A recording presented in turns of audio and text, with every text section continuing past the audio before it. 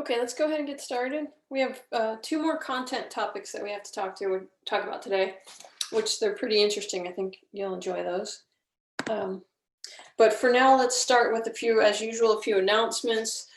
Keep putting questions in the chat. And I know a few people are interested in talking about the challenge problem. We'll do that too. So logistics, review of anything in the chat, and then we'll go over our new content, which are the two topics of area between curves, which will help you with your challenge problem, and parameter and the limits of integration, which we'll see on the final exam. And yeah, and then any other things you guys want to review for the challenge problem. So that'll be the order today.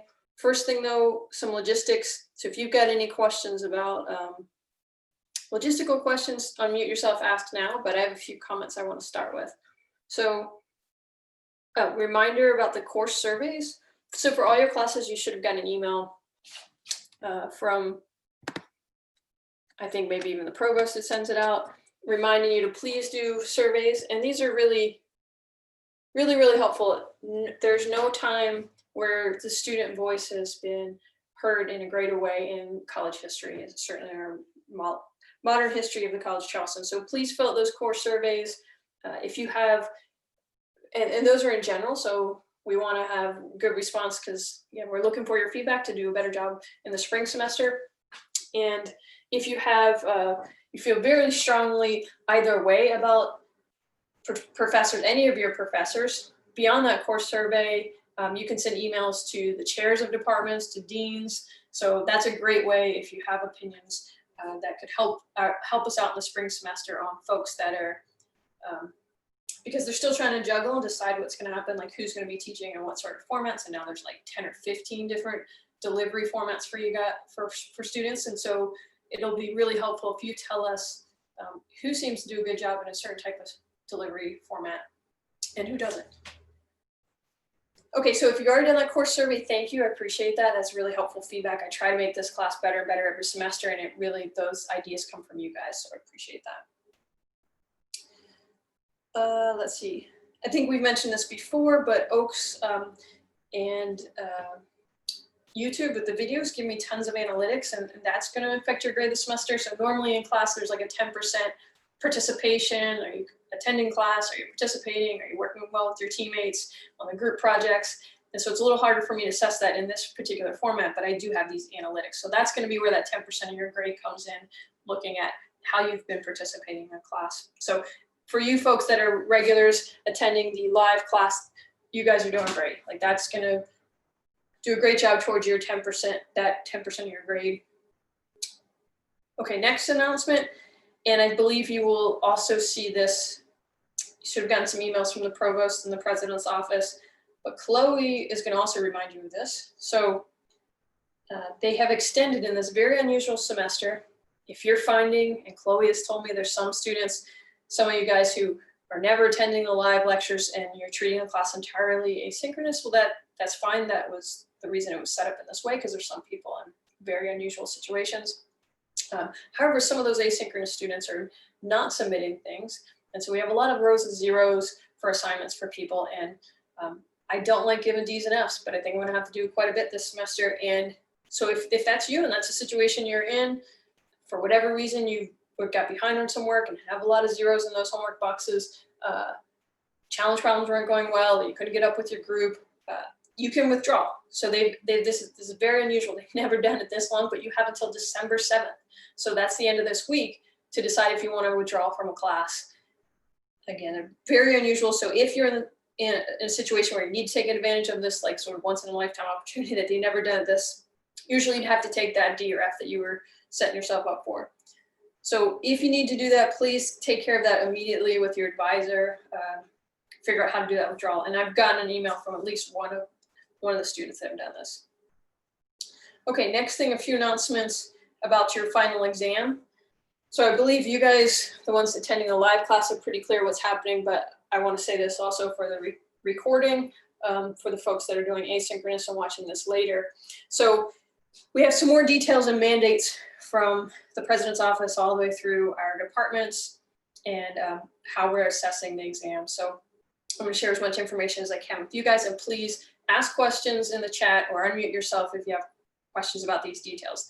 But our final exam is, as you guys know, because you've asked me to repeat this multiple times, is Saturday, December 12th from 3:30 to 5:30. So maybe I'll just write that out. Whoop.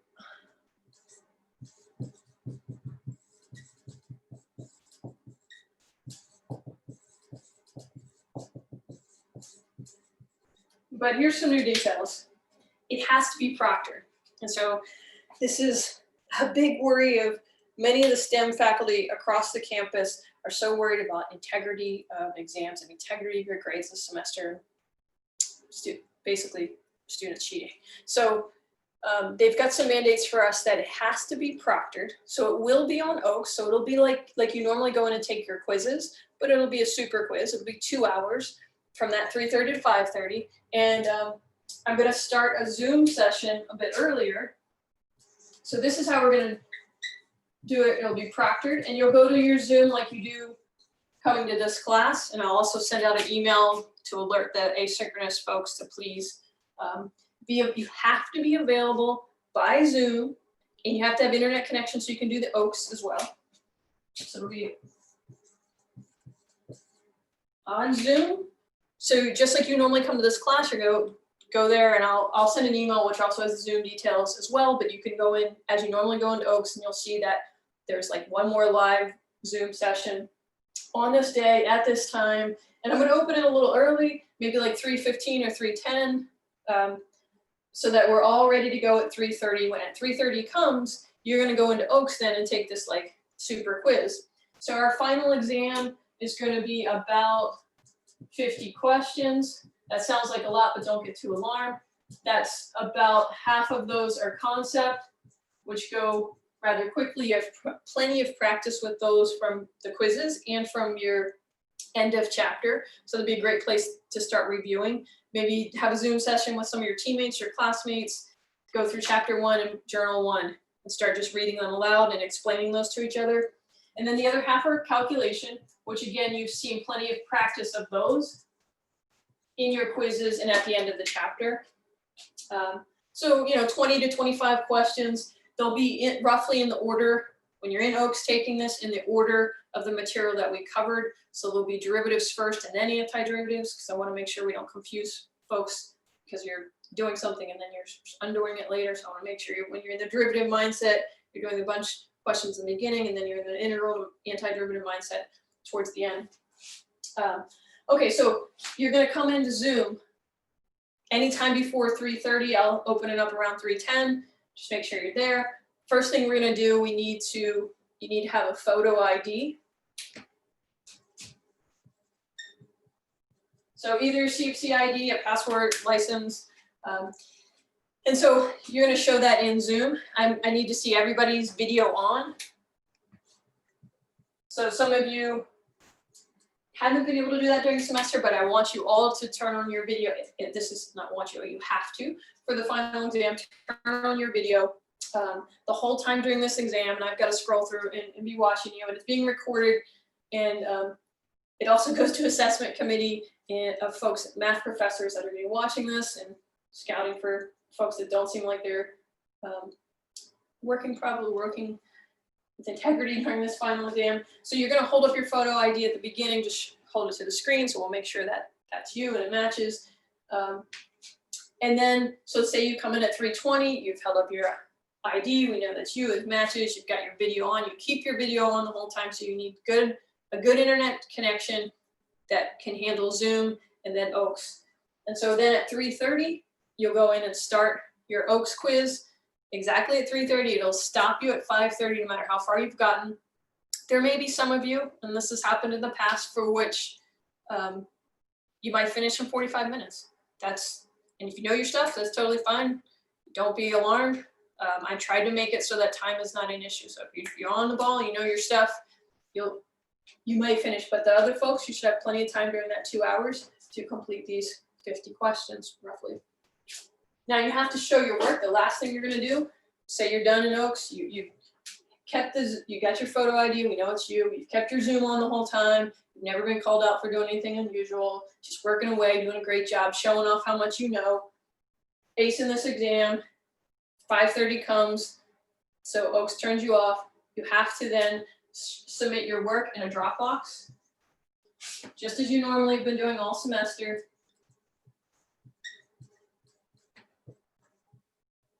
And to submit your work, and this will also be clear as you're taking the final exam in Oaks, once you finish the concept questions, you'll start the calculation ones. So maybe like question 20 is when the calculation problems start. You have to start then numbering on a piece of paper, and number 20, showing your work by hand. Number 21, showing your work. You're showing your work, but you're also selecting an A, B, C, D in Oaks, but we have to see your work. That's also going to an assessment committee, and you can't just have the right answer. You have to show the work, and it has to be your work, and it can't be just copied from a tech tool, right? So we need to make sure it makes sense in the sense of the problem. Don't be tempted to cheat. Unfortunately, there are a lot of ways where some professors are putting questions that can only be done by someone that's cheating, and then they know who's cheated, and they take it to the honor board. So just don't be tempted in any of your classes to do that. You've done the work thus far. You're doing a great job, so just continue. Okay, so then last thing on the Dropbox. So you're gonna do always as one PDF, just like you've been doing your homework all semester. You make one PDF file, upload it, but here's the catch on this, because again, not so much me, but I have to demonstrate this to my colleagues that you all are ethical people. So you have 10 minutes to upload your work, and then you're done. You're free from us this semester.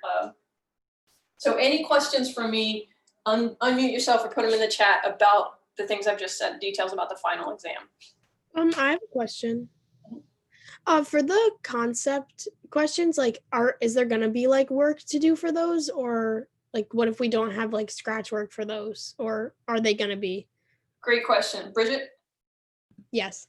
Okay, great question, Bridget. So Bridget's asking about these like 20 to 25 concept questions. No, those are not, you don't have to show your work on those, because they're, as you've seen from your quizzes and from the end of chapter in your journals, they tend to be multiple choice, true, false, testing your vocabulary, testing your like visualization skills. There's usually not much to justify on those. So those are not submit your work, show any work. It's when you get to the calculation that you have to show your work. And again, these are the ones that are going to our assessment committee at the College of Charleston. I have a question. Is the test or the final exam 10% or is it 20% of our grade? I have to look that up, Lise. I think it's probably 20. I don't remember off the top of my head, but whatever's on our syllabus. Okay. Oh, thank you, guys, on that, Elise. I think I forgot to say this. Chloe will be sending out the updated, like where you stand in this class. She'll send you your line in the spreadsheet for us. So you'll get to see, that might help you, plan what you need to do to prepare for the final exam. That's helpful, but also for those group of people that I'm really concerned about heading towards Fs. You may just look at that line that Chloe sends you and say, maybe it's best I withdraw and try this again next semester. Okay, a couple questions I see from the chat about the final, so I'll talk about these. Okay, so I think, yeah, Lauren, so we talked about that. Lauren's question is, yes, your grade for the final exam includes this work. So we're not just grading what you've done on Oaks, we're grading what you do in your submit your work. Again, this was the mandate from the math department for integrity and grades. Will there be questions on the final exam for which we can use tech tools? So Alyssa, this is a great question. And there will be a couple where it will say in these calculation questions, there may be, I don't know, a handful of those where it says, set up the integral, and you have to show your work that you set up, say an integral or a derivative, but then it will say, and then use the tech tool to complete it, because it was beyond what we did by hand, beyond the scope of our manual computations, and that is your showing your work. You're showing your work that you knew you needed to get the area of this particular region under this function from A to B. You show the integral, but then you can say use the tech tool and then once you've got that answer from the tech tool, that'll help you with A, B, C, D for the multiple choice. Okay, Carly, yes, it's multiple choice, which, hey, Carly, that's a great question and a great comment in the sense that, as usual, like, you want to, at this point, show off your knowledge of how much you've worked this semester, which, by the way, can you believe 7 weeks have passed already? I feel like we just started this class.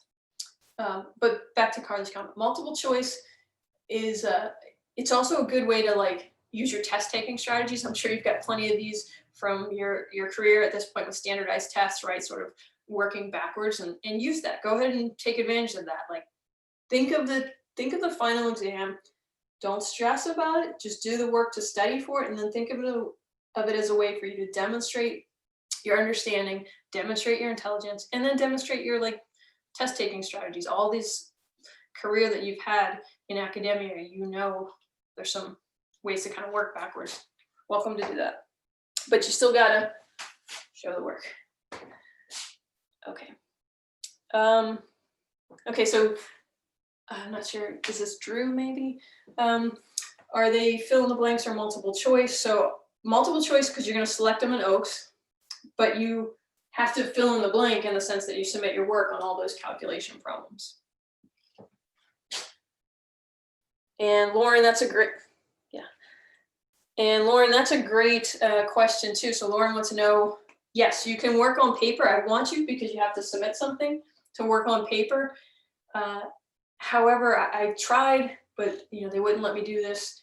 I wanted you to be able to like print out the whole thing and take it like on paper, but they went nuts about that on integrity of the exam. So it is on OAKS, like you're taking, as you're going through on OAKS, but one problem at a time you'll see.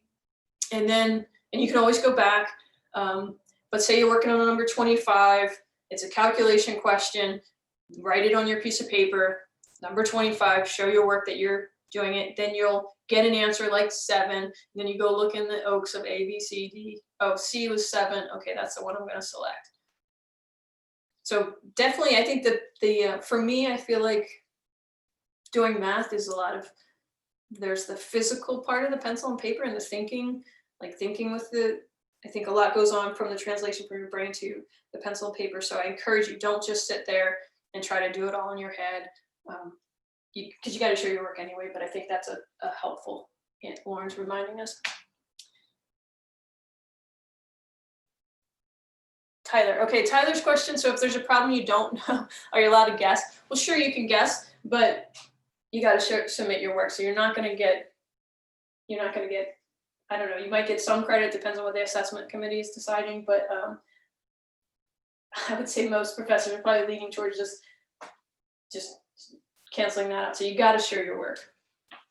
And whatever it is, like I just encourage you to put any of your thought process, even if you're like, you guessed like Tyler said on that one, but you had some idea that you knew you needed to do an integral here, like write anything that shows, again, demonstrate that you know, you have some sense of where this problem fits in the collection of all the problems we've done. Is it an integral problem? Is it a derivative problem? Is it an absolute max? Do you need to get CPs? Like write anything that you think can help you get some partial credit, because there will be some partial credit through this, right?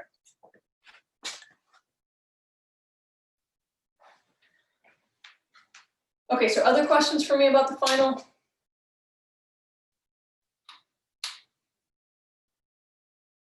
Okay, just to repeat too, because again, you guys are my live students. You've been pretty steady Eddies the whole semester through, and I appreciate that because it's been a weird semester for us faculty as well. So for the other, 40, 50 of you folks that are doing it asynchronous, again, I'm going to send an email to the entire class, but it's basically going to be a summary of the same stuff, but it's really directed towards those folks that aren't in these meetings. I don't think you're going to see anything new, but it'll all be that information to remind you on Saturday. Like the Zoom link will be in there. The Dropbox link should be within the OAKS at the final, same the way you normally do your Dropbox. Cool. All right, well, if you think of anything else on the final, because that's our, one of our last big thing is you have some assignments due tonight and a challenge problem due tonight. So let's spend the rest of the class working on that. But if you think of anything for the final, put it in the chat. We'll come back to it. Oh, sorry. Thank you, Emily. So I think I let Macy in. I don't see it asking. I think I just let her in. Okay, yeah, Macy, you're here. Thank Okay. you. Yeah. Thank you, Emily. That's great that y'all keep on track of each other. That tells me we probably have some. This has been weird. We've got a lot of dysfunctional groups this semester, which is COVID. And I hate for the students that are in those groups. I know that really stinks. But let's go to the top of the chat now where several of you have posted some problems you want to go over. And this is a great thing to go over these. And then hopefully we'll start working on, the challenge problems. Yeah, that'd be great to see some of the ideas like Elisa's talking about. Some. She has a few ideas. Will's got some really good questions for us too. All right, so let's take Trinity's first. She's in there first. So Trinity wants us to look at page 174. Are we in journal 1.5, Trinity? Is that... Yeah. Yes, ma'am. Okay. All right, so Trinity wants us to look at page 174, number 3.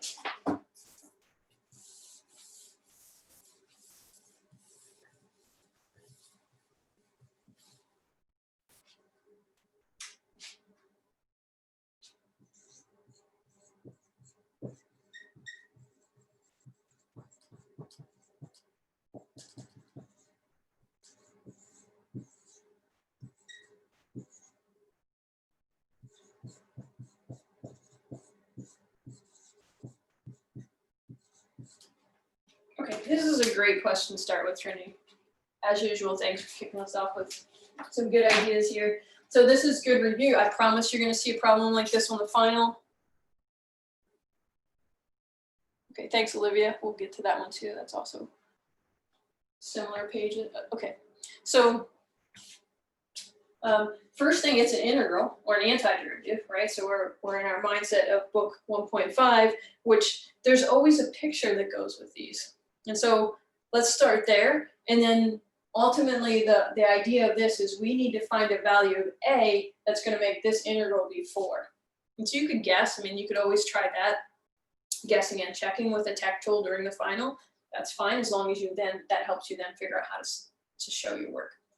Okay, so the picture for this, let's see, x cubed is like this. So negative x cubed would be like that, I think. And then we take it up 4. So I think it's going to look something like this. And let's go ahead and check that with the tech tool. So let's share the screen. Go to Google. And Desmos. Y equals 4 minus x cubed. Okay, kind of similar. And then we want to integrate this thing from A, we don't know what that is, up to 2. So let's just figure out where the 2 is here. 2 is a little bit past this. So again, this is our function 4 minus x cubed. And okay, I think we have what we need from Desmos. Okay, so we've got this cubic function, and we need to integrate this from A to 2. So we're gonna have some value to the left of 2, and we wanna go all the way up to 2. But remember, when you do the integral, you always go from the function to the x-axis. So let's just suppose A is here, just for the picture. We don't know what it is. But you're gonna go from the function to the x-axis. And then don't forget this little sliver over here, which actually, think about this one. Because it's below the x-axis, that's a little negative 1. So when we integrate this, we're actually like subtracting that out from this area. So you can imagine it almost like taking away like that. It's flip right up here, right? So if it had an equivalent, that's really what we're getting. So we're getting a net area. But let's just shade it all in. Okay, so we need a value of A that's going to make that area be exactly 4. So again, we could try guessing, like maybe we would see, let's go back to Desmos for a moment and like kind of estimate, well, there's all these little boxes in here that we could count. What is the area of each little box? Well, it looks like 1, 2, 3, 4 boxes between 0 and 2. So that's 0 and 1. So that must be the box is a half right there and then a half up. So the area of each little box is a half times a half, which is a quarter. So you count how many they have, and then you say, like how many is here? 1, 2, 3, 4, 5, 6, 7, 8, almost 9, 10, 11, 12, 13, 14, 15, 16, 17, 18, maybe about 18-ish boxes, and they each have a quarter. So that's 18 divided by 4.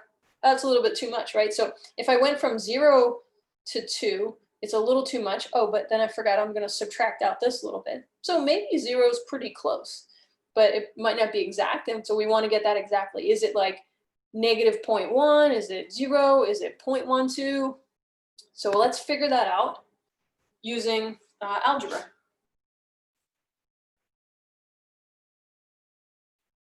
Okay, Cheyenne, perfect. We will get to that one next. All right, for this one now, let's finish Trinity. So we see the picture, and we kind of have a guess that A should maybe be pretty close to 0. Let's see what happens when we do this algebraically then. So for the moment, like pretend this is just vocabulary for the could be a concept question on the final. This is a definite integral right now because it has limits of integration, but if those weren't there, it's called an indefinite integral. And let's treat it like the indefinite integral first and get its antiderivative. So I want a function, capital F, that when I take its derivative, I get 4 minus x cubed, or think about it as doing integration rules. You have a few integration rules that you need to know for the final exam.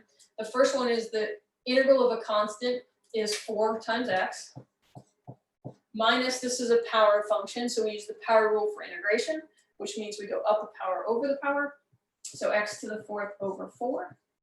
Now we go ahead and put those limits back in. The limits of integration are from 2 to a. If this truly was an indefinite integral, this would be our answer plus c, right? Don't forget the constant of integration. That's an easy thing to check on a to-do's process of elimination on the multiple choice on the final. Like if I'm asking you to compute the indefinite integral and a couple of choices don't have plus c, then they can't be right, so cross them out. So think about Tyler's test-taking strategies there. Okay, so I'm going to plug in at the upper limit first, minus at the lower limit. These are values I'm plugging in for x, right? Because we integrated with respect to x. That's what that little dx tells us. So just to remind myself, I'm going to plug in x equals 2 first. So 2 times 4 is 8, minus 2 to the 4th is 16, divided by 4 is 4. So when I plug in the upper limit, I'm going to get 8 minus 4, or 4, minus what happens at the lower limit. So then I'm going to plug in a for x, and the best I can do is just say this is 4 times a minus a to the 4th over 4. So I have this equation now. 4 minus 4a minus 1/4 a to the 4th has to be equal to 4. So really, we have one equation here. One equation in the red box and one unknown. And we want to try to solve this. Find the value of a that makes this a true statement. Well, let's think about this. It looks pretty messy. I mean, it's got 2 to the 4th power, but maybe if we're lucky, things will factor. Let's see what happens with this 4. So, in fact, maybe I'll leave that 4 here, bring this 4 over.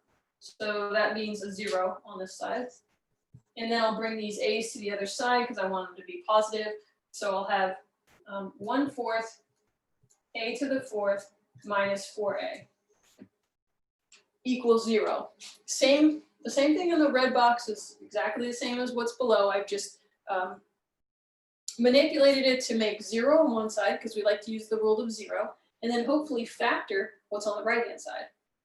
So if we're lucky, this will factor. If we're unlucky, we'll have to use a tech tool, and that's fine. This might be a problem that you would see on the final exam, and it would say set up the integral, set up the equation that solves for a, and then use a tech tool. But let's see what happens. Maybe this is a nice one. So coming up here, we now want to solve this equation. Sorry about the light here. So let's see if we can factor out an a. Maybe I'll actually bring it over here. So let's see, we'll keep 0 over here. That's on this side. So 1/4 a to the 4th minus 4 times a I can factor an a out, right? So I can take an a, and I'm left with a 1/4 a cubed minus 4 equals 0. So we see one answer is a, oh, sorry. Can I ask a quick question? Yes. If you go back to the 4 minus 4a minus a to the 4th over 4, isn't it supposed to be negative 1/4 a to the 4th minus 4a? Oh, thank you, Lauren. Good eye. Okay, so this is important because I would have totally changed what we did over here. So I think Lauren caught arithmetic error for me. So the 4 is okay, the minus 4a is okay, but the negative and the negative becomes a positive. And therefore, this is a negative here. So let me start here then. Let's start at this line. Okay, so I'm going to take this 4 to the other side, and I'll have a nice 0. That I like that, and then I'll have 1/4 a to the 4th minus 4a. Thank you for that question. Good timing. Okay, so somehow I got that here. 1/4 minus. That's so funny. So I made an error, and then somehow I made another error that corrected that error. So I'm up here, and I did the factoring. Okay, so when I factor this, I have two things multiplied to be 0. The only way that can happen is if at least one of them is 0. So I'm going to have these two equations.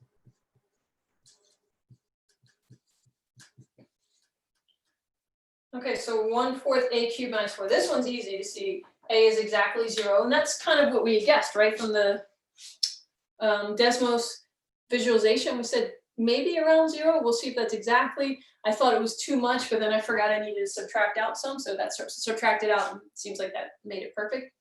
But let's see if we get another answer. There might be another place where this happens. Like maybe I could have had some here and then subtract out there. Let's just see what happens with this one. So when I solve this equation, which is a cubic equation, one thing I could do, I could use a tech tool.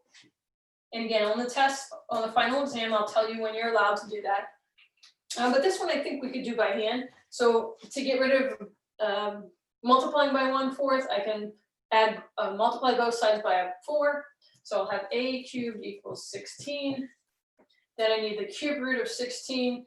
So a is equal to the cube root of 16, which, let's see, that's somewhere between 2 and 3. A decimal, let's just go ahead and see what that decimal is, just out of curiosity, and see what happens on Desmos. So let's take a look.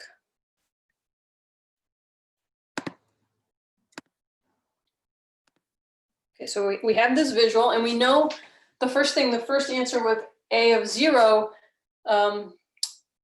we're getting this area minus this area, and that is exactly 4. Really cool that we could get it exactly. But now we're finding another one that's like a little bit bigger than 2, maybe 2.5, 2.6. Let's go ahead and use another tech tool.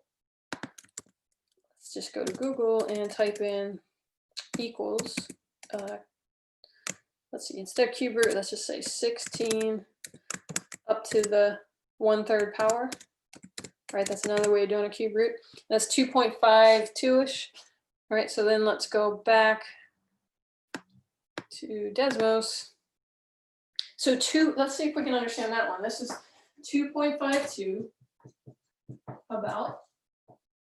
And what does that mean? So from the visualization, that's saying 2.52 somewhere about here.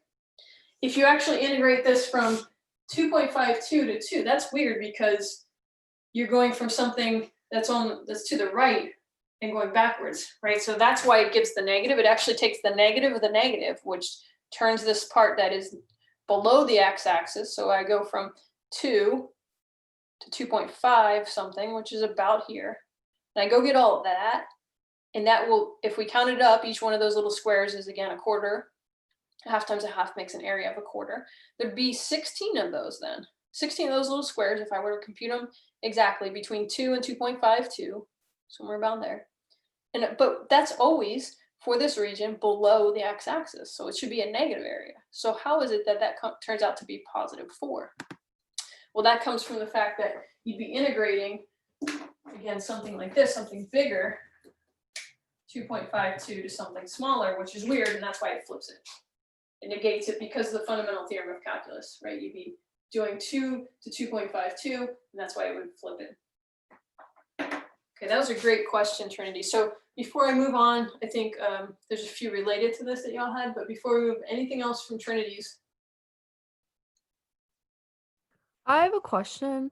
Mhm. So like the 1/4 a to the 4th minus 4a equals 0. What is that showing us? Like the final thing we got. Oh wait, never mind. We went okay. So okay. Do you understand that one? Because I think I did it on the screen share, but I didn't maybe do it here. So maybe try to draw a picture here. So the first answer of a equals 0, that's saying that right here, this shaded region is exactly 4. This minus that little sliver, right? Because below the x-axis subtracts it away. So really it's saying like if we were to take that and take it out right there, that part is exactly, has an area of exactly 4. Now the second question Elise is asking, what is the other answer we got when we solved this cubic equation, 1/4 a cubed minus 4, doesn't work, got the cube root of 16, which is about 2.52. So let's talk about the picture of that. That would be something like this. So same function, 4 minus x cubed on the xy plane from 2 to 2.52.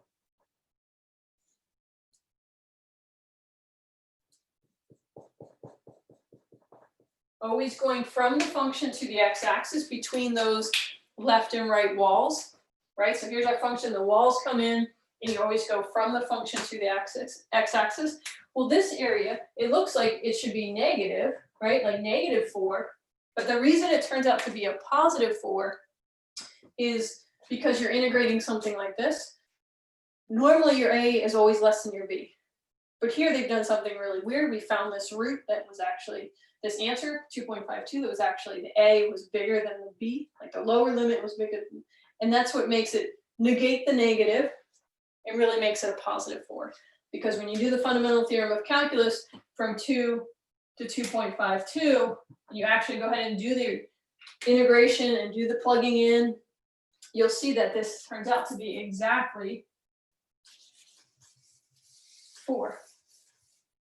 Right, you do 4 times 2.52 minus 2.52 to the 4th power divided by 4. Do the subtraction, so you have 4 minus this number is about what, approximately 10, minus plus approximately 2.52 to the 4th divided by 4. That number right there will turn out to be exactly +4.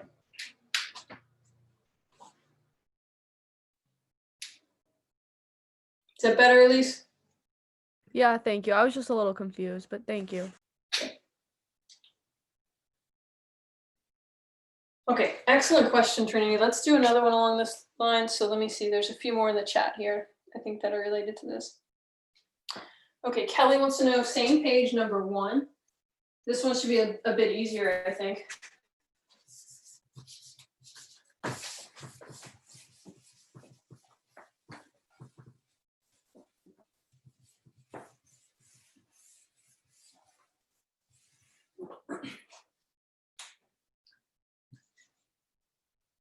Okay, this time the function looks similar, but it's not.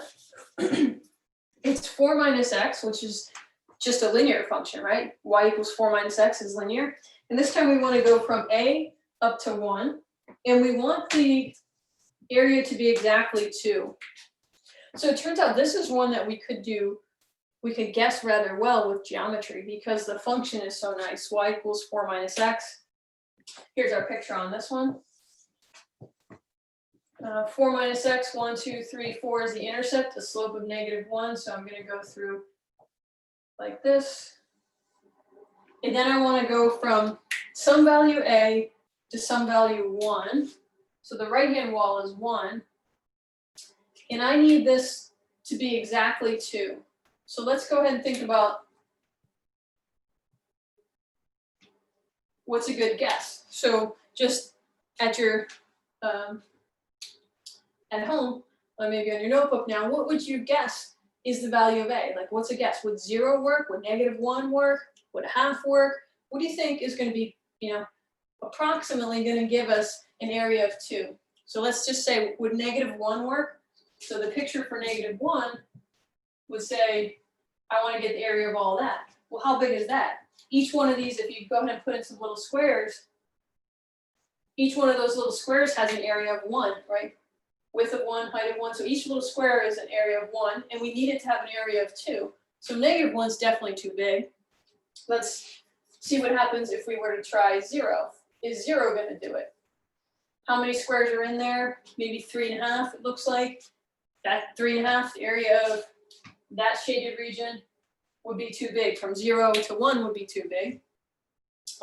Almost by twice as big. Maybe a half is pretty close. Like we tried right here at 1/2 or 0.5, we'd be getting the area of this shaded region. And that might be close, but maybe a little too small. So maybe it's a little to the left of a half. Maybe like 0.4 might do it. So we can get a pretty good guess visually, basically just looking at and thinking about geometry, right? This is a trapezoid, and there's a formula for area of a trapezoid. What is it? 1/2 base times height 1, height 2, or left side, right side, something like that. But we can do this completely without a picture. You could have just cranked away with calculus and algebra. So you don't need to have the visualization, but I think the visualization helps like 90% of students because 90% of us are visual learners. But if we didn't want to even think about pictures, we would just start cranking away right here. And the first thing we would do is say, okay, this is a integration equation because it's got the A in there. It's an integral, and it's a definite integral, but we're going to start off by treating it like an indefinite one, and we're not even going to worry about the 2 yet. We're just going to try to integrate this. So using some constant rule and the linear rule, the power rule, this is like to an invisible 1 power. So I take it up a power over the power. If it isn't a definite integral, I'd put a plus C for the final exam, but it's actually definite, so I don't include that. I put these brackets. How could I check if I've done my integration right? I could come back and look at this, and this is a great thing to check your work. You're allowed to use tech tools to check your work. You still have to show that you've done the work. But right here, if you wanted to check, did I actually integrate that right? You would go ahead into a tech tool, ask Wolfram Alpha to take the derivative of this function. Do you get 4 minus x? Yes, the derivative of 4x is 4. The derivative of 1/2 x squared is times the power down a power, that's x. So it works out. All right, so then we want to integrate this. Add your limits of integration. You're going to plug in at the upper limit first. You're plugging in for x because you've integrated with respect to x. So when you plug in at the upper limit, you'll have 4 times 1 is 4, minus 1/2. Minus what happens at the lower limit. So whenever you see an x, you're going to stick an a. 4a minus 1/2 a squared. And now you're going to use that fact that this equation has to be 2. So now you're going to set that equation to 2. Now I'm looking at this equation. I'll put it in the red box. I want to solve this for a. I want to know the value of a that makes that a true statement. Okay, well, how do you do that? You could just start by like guessing some numbers and just trying to check. You could just say, oh, what if a is 1? And I plug in on the left-hand side. Does that equal 2? Maybe it didn't. Oh, what if a is 2? And you just keep on trying. We have some good guesses right now. Again, we could try a half and see how close we are. We could try 0.4, see how close we get. Or we could just start cranking away with some arithmetic and algebra. So this is really pre-calculus stuff. And we'll see how far we can get. Some of these, you have to use a tech tool. Again, I'm just letting you know what you're going to see on the final exam. It might be that one of these problems, which is called an integration with a parameter in the limits of integration, an A or a B, right? Any letter here is a parameter in the limits of integration. You might see one of these where it then says, set it up, get this far, and then use a tech tool to solve this equation. So let's see what happens with this one. So 4 minus a half is 3/2, or 3.5. And then we've got a 2. Let's go ahead and do this in a couple steps. 3.5 minus 4a minus minus becomes a plus 1/2 a squared equals 2. Then I want 0 on one side so I can use that rule of 0. That's so nice. So I'm going to bring this 2 over. So doing the inverse operation of adding 2 is subtracting 2, whatever. Do one side of the equation, I do the other. So I get down to 1.5 minus 4a plus 1/2 a squared equals 0. Now, what kind of equation is that? It's one equation with one unknown. Using our vocabulary, that is a quadratic equation, all the way back to module 0 in the pretest. There is a way to solve this. Even if you can't factor, you can use the quadratic formula and get values of a that make that true. We might be able to factor. It's hard looking at it now because we got some fractions. What if I multiply both sides by 2? That might help me get rid of the fraction, right? Whatever I do to one side, I have to do the other. So I'm going to multiply this by 2, multiply that by 2. So I'll have 3 minus 8a plus a squared equals 0. Still don't know if I can factor that. I'm going to bring it up here, write it the way I like to see if it's factorable. Plus 3 equals 0. Is there any way you can multiply 3 and 1 and get an 8? No, so this one doesn't factor. We are going to need the quadratic formula, or this might be one that right here it says take the equation in A and use a tech tool to solve it. So let's go ahead and do that just to practice as if we were on the final exam. Okay, so this time we don't want Desmos, we want Wolfram. It's okay, Desmos, I'll leave you. Okay. So I want to now say solve. You can do A is a squared minus 8a plus 3. Come here. Sure.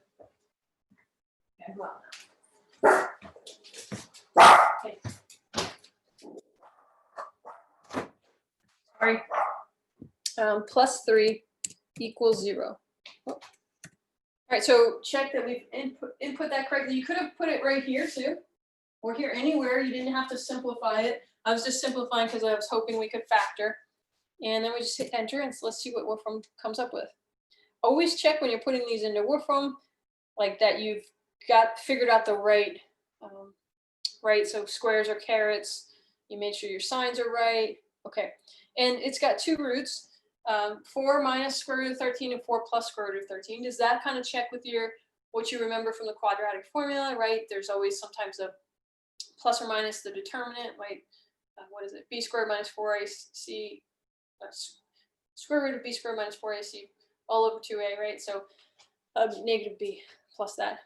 So this has kind of got the form that we would expect, but I'm not sure, like, we were thinking it might be around 0.4. So let's turn it into the approximate forms right here.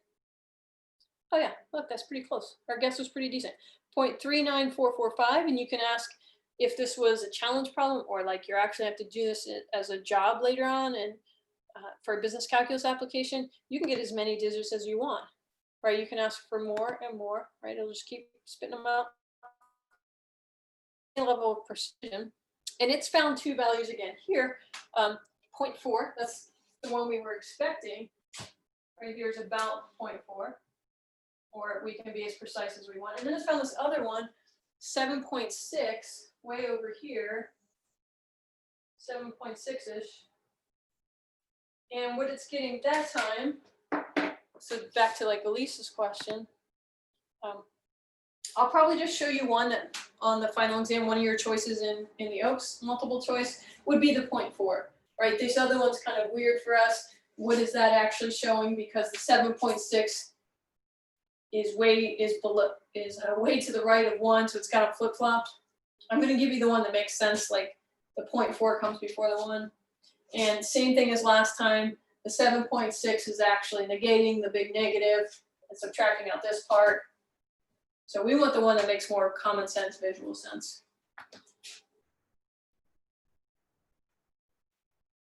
I have a question again. Yes. How did you just move like the 2, I see that you multiplied the 2 by the, like I understand that, but how can you just move the 2 from that side to the other side? Like when it was in the, Oh, here? yeah. Oh, so good question, Elise. So I wanted to get 0 on one side, because anytime we're trying to solve an equation, you need 0 on one side. So I pushed everything to the other side. So brought this 2 over, and that's where it became the 1.5. And we don't even worry about that part, right? That 2. Right. So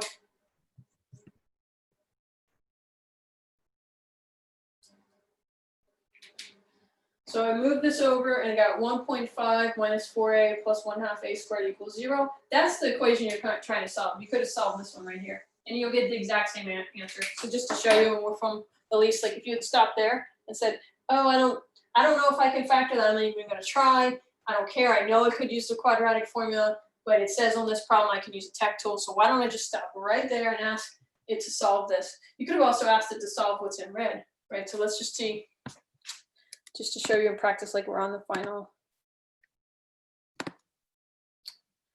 So I asked it to solve this sort of cleaner looking version, but I could have put in, whoops.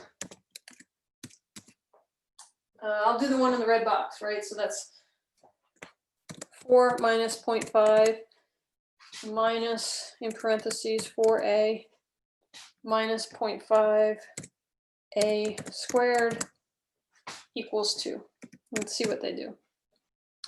There's different techniques that Wolfram's doing behind the scenes. Doesn't always mean it's using the quadratic formula. So it might be doing something way beyond the scope of the class, but if you were a math major, it might be something like Newton's method. Oh, it looks like eventually it might have gotten to realizing it's quadratic, also use the quadratic formula. Back to the same 2 roots, of which one of them makes more sense for us for this problem, the 0.4 or the 0.39445. So we'll use that one. Okay, now Trinity asked another question related to the final. This is a good question. Are you required to draw pictures on the final exam?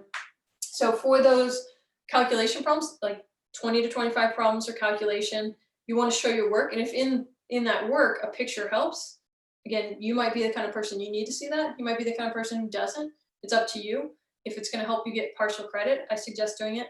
But in addition to that, there will be, I don't know, maybe 5-ish questions on the final towards the end that will say, draw a picture that satisfies such and such. Can you draw a picture for which the derivative for f is always bigger than the derivative for g? So those are concept questions that do appear in your journals at the end of the chapters, but they're usually haven't been on the quizzes because they're not multiple choiceable, right? So if I'm asking you to draw a picture, well, this time you can draw the picture and submit your work, and I can grade it for to give you partial credit or hopefully full credit for everybody on that sort of problem.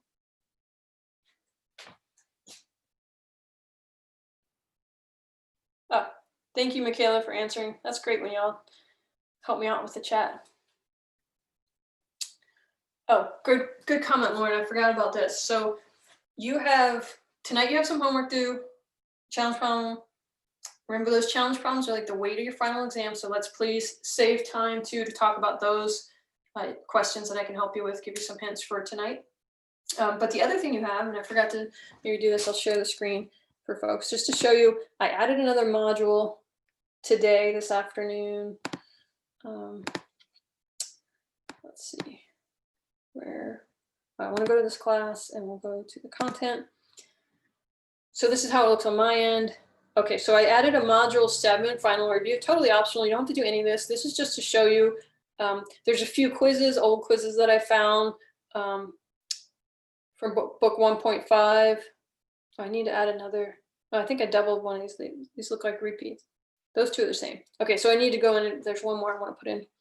But they're optional. You do them, they'll grade them, unlimited attempts, just to see how you're doing.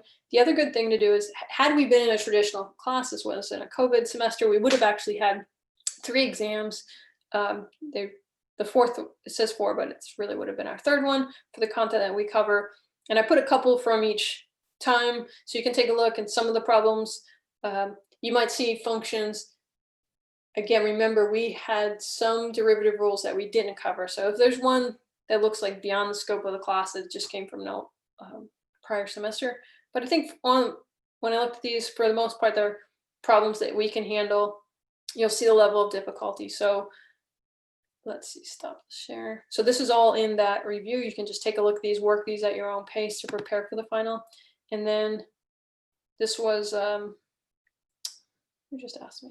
Oh yeah, Lauren Anderson asked this one. So yeah, if you can do all the problems in the example exams, you did fine on your quizzes. This would be another thing to review. The review quizzes at that final review that I just showed you. And then just going through the concept questions at the end of the chapter. And there's plenty of calculation ones there too. But just to see the flavor, you might look, I put plenty of calculation ones on those old exams and the review quizzes. So if you can do that, you should be good. Is there an answer key for the review? No, let me see if I can find any, or if you're working them and you want to send me an email and I can check them and then post them for everybody else. So that's what happened in my Calc 3 class. There's a student that like loves to work those problems, sent me, said, does this look good? I checked her work and then I posted for the entire class. So it's a nice service. So if you've started it early, shoot me an email. I could check your work and put it up for everybody else to see. The other thing to do to check your work is you've got tech tools, right? This is a great way to even practice as if this was the final exam. I'm gonna work a couple of these computation ones, give myself a time limit, and I'll check my work with the tech tool, but I have to show my work and it has to be written in the way I like to write things. But you can check your final answer. You could just ask Wolfram to integrate that thing. Okay, thank you. Can I ask a question related to the problem? Yes. How did you go from 4x minus 1/2 x squared to the thing below it, like the 4 minus half minus? Okay, great question, Kelly, because this is this helps us review integrals in general. And you will have, I told you you'll have at least one parameter in the limits of integration, but you also just have basic integration, right? When I don't have parameters, I just have numbers here. And so Kelly's questions helps us review that. Whenever you have a definite integral, numbers or parameters here, that definite integral is always first treated like it's an indefinite integral. So, and it usually doesn't have a number here, right? So it's usually going to look something like this. And you might have numbers here instead of letters. First, you act like it's indefinite. So you get the antiderivative using your few rules of integration that you have. No problem. So Kelly's okay with here. We got down to this. And then you put your limits just to remind yourself. And again, this is an A, but it could just be a number. Usually it's just a number. That's the easier type. We're doing a little more challenging now. But either way, you always do the next step. And this is called the fundamental theorem of calculus because you're going to plug in at the upper limit. So I plug x equals 1. Wherever I see an x, I stick a 1. So 4 times 1 minus 1 squared over 2. So that's 4 minus a half.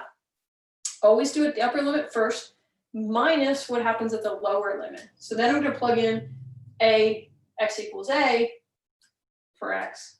So whenever I see an x, I'm going to stick an a now. So 4 times a squared over 2, which is the same as 1/2 a squared. And you take that, and I made sure I put those in parentheses to remind myself it's what happens at the upper limit minus what happens at the lower limit. And then this happened to be an equation, a parameter equation, so that's why we set it equal to 2. Okay, thank you. Yeah, great question. Thank you. Is there any way you could go over the tracing error problem? I was just confused with how you set up the function for that. Yes. Or is it just like the same concept here? No, this is a great question, Lauren. So let's do that one, and then we'll come back. I think Elise wants to maybe check one more on this page. Okay, so Lauren's question is from, let's see, that was a little bit earlier in the chapter, I think, a few pages back. Page 1, oh wait, many pages back. That's towards the end of chapter 2. Page 123.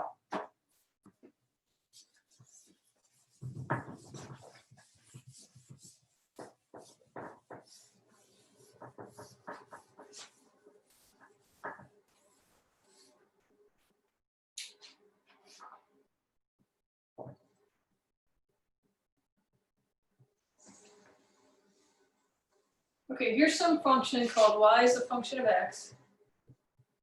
And it said, trace the function with your weak hand. So, played some volleyball, hit strong hand, right hand, right? So my weak hand's my left hand. Not very good at spiking with that hand. Terrible at serving with that hand. but I'm gonna draw that in red. So you just wanna try to trace it as close as you can. Let's see what we can do.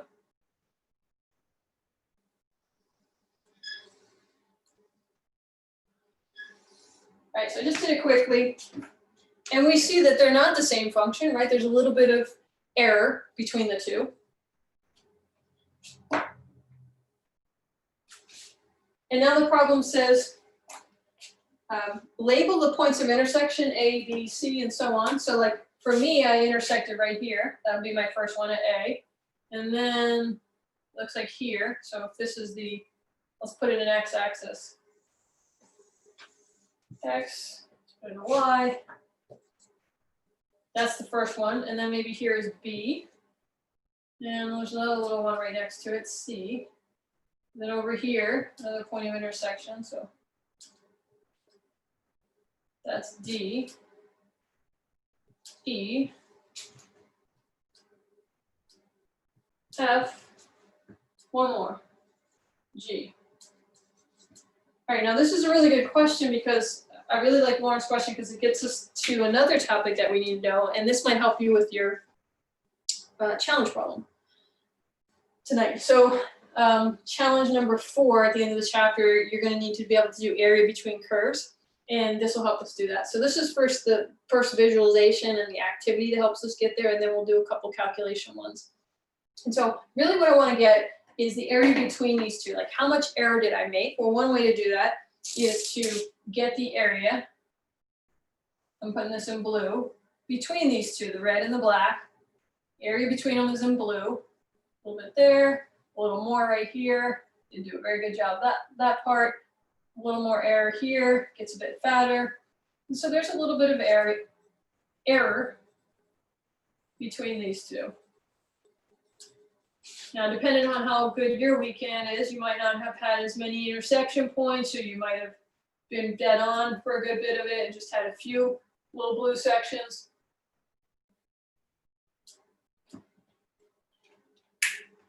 Okay, so I want to get that area. It's skinny, but it still exists, and I want to know what is the area. And we're doing it in general terms because I don't actually have an f of x equation. But if I gave you f of x is e to the x plus x squared minus 4x plus 2, right? You'd have an explicit expression for that, and we'll do one of those in a moment. So that was the black one. The red function, let's call that red function y equals g of x. We might get confused with all these letters down here. We have so many letters, but let's see if we won't confuse ourselves. So two functions, f of x and g of x, and then a lot of different points of intersection. And these would normally be numbers, right? Like 1, 3.14, 4, 7, 10.2, 14, 15, right? So we would normally have numbers, but we're just doing this in very general terms to see if we can understand how to get area between two curves. And it's going to turn out that this is done. We didn't get to talk about this during the live class last week, and that's why I wanted to start with it here this time. I want us to eventually be able to do this kind of problem.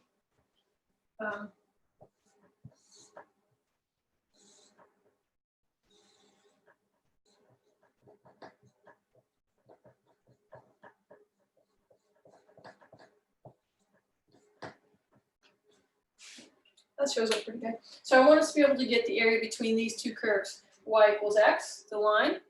Y equals x squared, the parabola. They intersect at 0 and over here at 1. So this is a simpler and explicit representation of Lauren's question, which is just a general one. And again, we're going to finish this one. But let's maybe pause and come back to the easier one here and the specific example.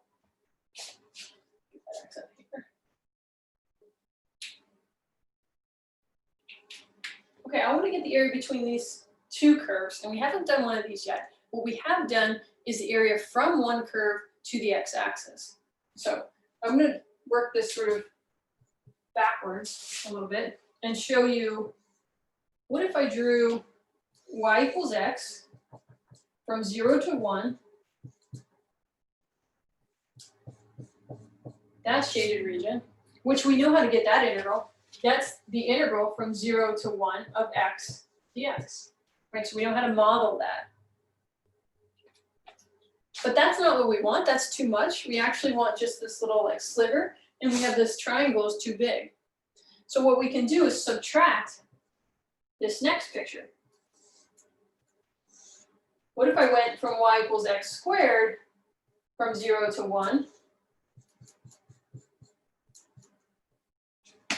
I know how to get that because that goes from a function to the x-axis. That's also an integral. It's also from 0 to 1, but it's from the function x squared.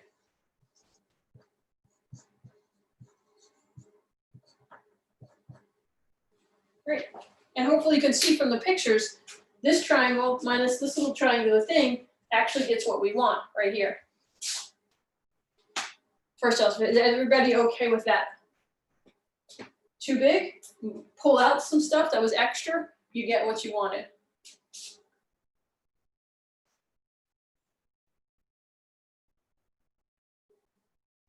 Cool. Okay, well, to get that area, you can do this. You can treat it as two separate integrals, or what was in the beginning of that chapter, the end of chapter 2. Well, we just didn't finish last week. The end of chapter 2 was the area between two curves. You can do it as two separate integrals, totally fine. You'll get a number here, which represents too much of an area. Then you'll subtract out this other area, and you get the correct answer. Or you can turn it into one integral. And I don't care how you do this on the final exam. You can turn it into one integral if you like, which is they still both go from 0 to 1, but you go from the top function minus the bottom function with respect to x. Okay, so this is the function that's on top is the linear function x. The one that's on the bottom is the parabola. And you always subtract the top function minus the bottom for this reason, right? This was too much, and then you subtract out the one that lives below it. So you just need to know, or use a tech tool. Please pull out a calculator if you got your favorite calculator or Desmos. Just switch over. I'm not using a lockdown browser thing for that reason, because I do want you to use tech tools to visualize these. So if you didn't know which out of these two functions lives on top, get your calculator out, get your Desmos out, draw the picture, decide which one's the top function and which one's the bottom. If you got it wrong, you're going to get a negative. You'll just get the negative of what you should have had, right? And this should be a positive area, right? Because this region lives above the xy plane, so we expect that our area should be positive. Let's see exactly what it is. So again, I can just do this as one integral. So I'd be integrating x, which is x squared over 2, minus x cubed over 3 from 0 to 1.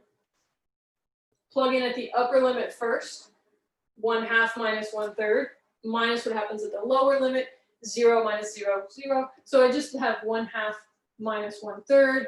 Get a common denominator of 6's, and that's 3 6's minus 2 6's is 1 6. So the area, that doesn't show very well. The area of this shaded region is exactly 1/6. Did you just make up the functions y equals x and y equals x squared? Yes, thank you, Lauren.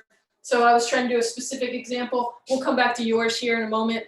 But this is just to show us the idea that this is the typical calculation problem you're going to see on the final exam. I promise you it will be one of these.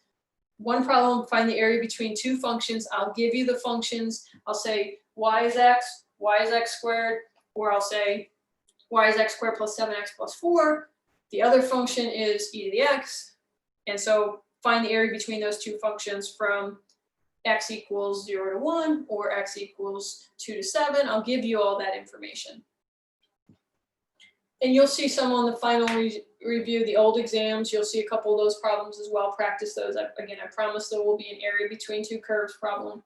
There's some at the end of the chapter here. There's some in your homeworks, area between two curve problems, area matches on the next couple of pages. So those are really good to review. Let's go back though another good example was on the previous page, page 122 at the bottom. I might have worked that in the asynchronous videos. So this is a good problem to check out. typical of what you might see on the final, right? There's two functions. I give you those. In this one, you had to find the left and right endpoints, the A and B, right? So those values, the lower and upper limits of integration, you had to find those yourself by getting the points of intersection. But sometimes they're given, like I did here. I showed you the picture and said it was 0 to 1. Okay, back to Lauren's question. So, oh, before I erase this, any questions?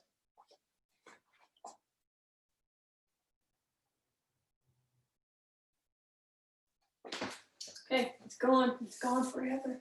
No, that's just kidding because it's recorded, which it is recording this time. Zoom is working. So you can just go back and watch the video later. Check that out if you did have questions. All right, so Lauren's asking us to finish this one then, the tracing area. And the point of this problem, sort of the moral of the story, was to make sure you understand to get area between two curves, you want to think about this as the top function minus the bottom function. So from A to B, the first region, the red function is on top, the red function is g of x. So I actually, to get this area, the tracing error is this area in blue, and that is going to be integrating the top function, which is the red one, g of x, minus the bottom function, which is f of x, with respect to x, from A to B. Maybe I should use my color coordinating here, because I've got it. So the top function was the red one, minus the bottom function was f from A to B, plus I need to add then the next one from B to C. It looks like it's switched, and the black one they're almost exactly the same there, but the black one was on top. And so I would say f of x minus g of x, the red one, from B to C dx. Right, so I'm adding each one of these little blue slivers. The first one plus the second one, now I'm going to do the third one.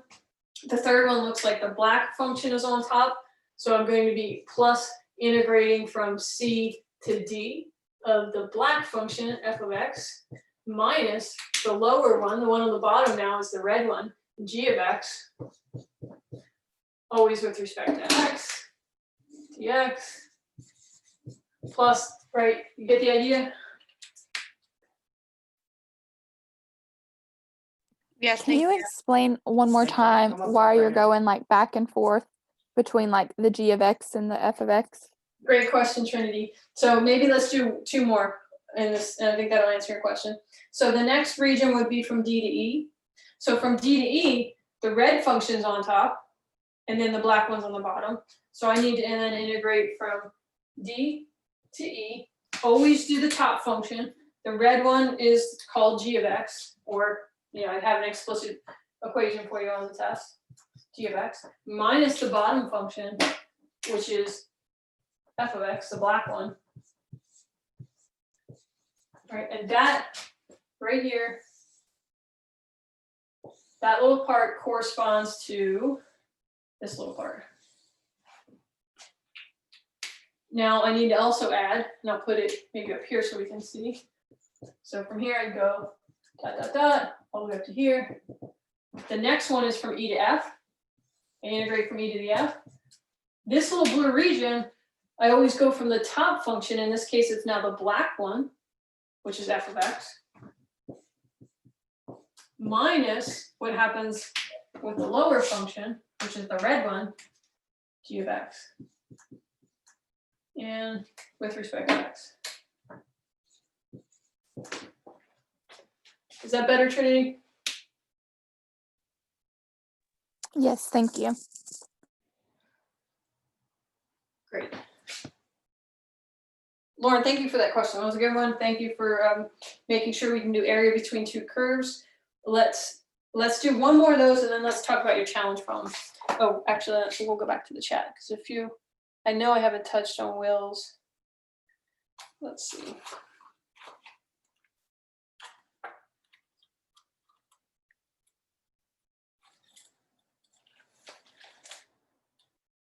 Okay, let me do one more. Let me do Olivia's, then we'll talk about Will's. Olivia's asking about page 171.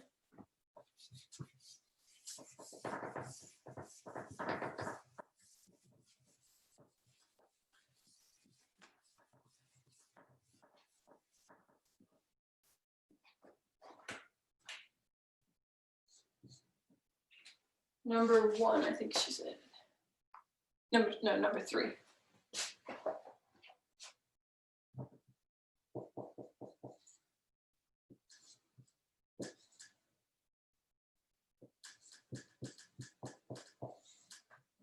Okay, this is another indefinite interval, but it has a parameter in the limits of integration. This time it's in the upper limit, so we haven't done one of these yet. So thank you, Olivia.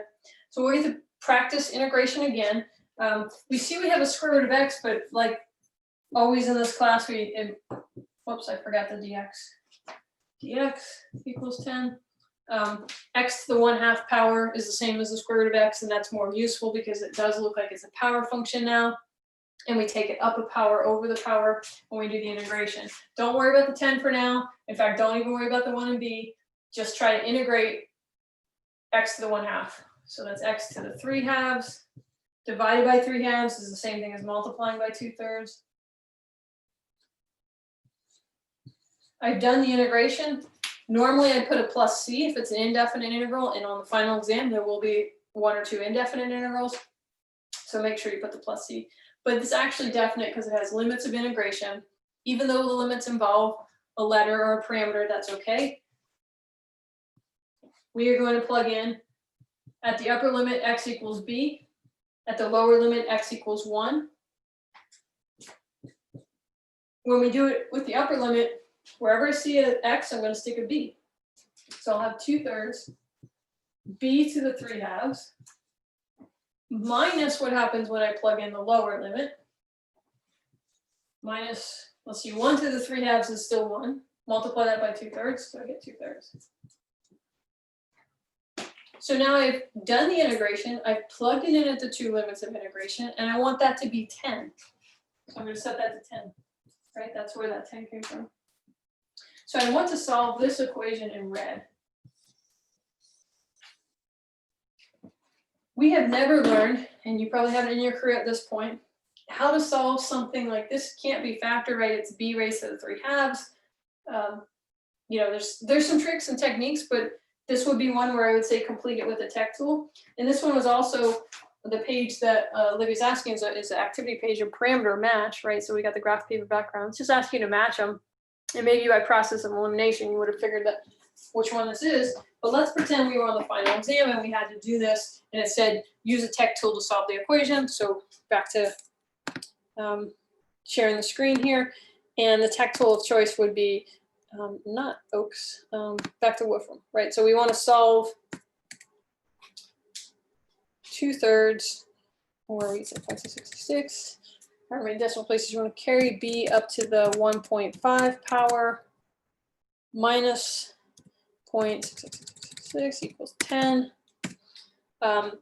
What's probably happening behind the scenes, there are plenty of numerical methods. If you're a math major, maybe at least one of you will get to be.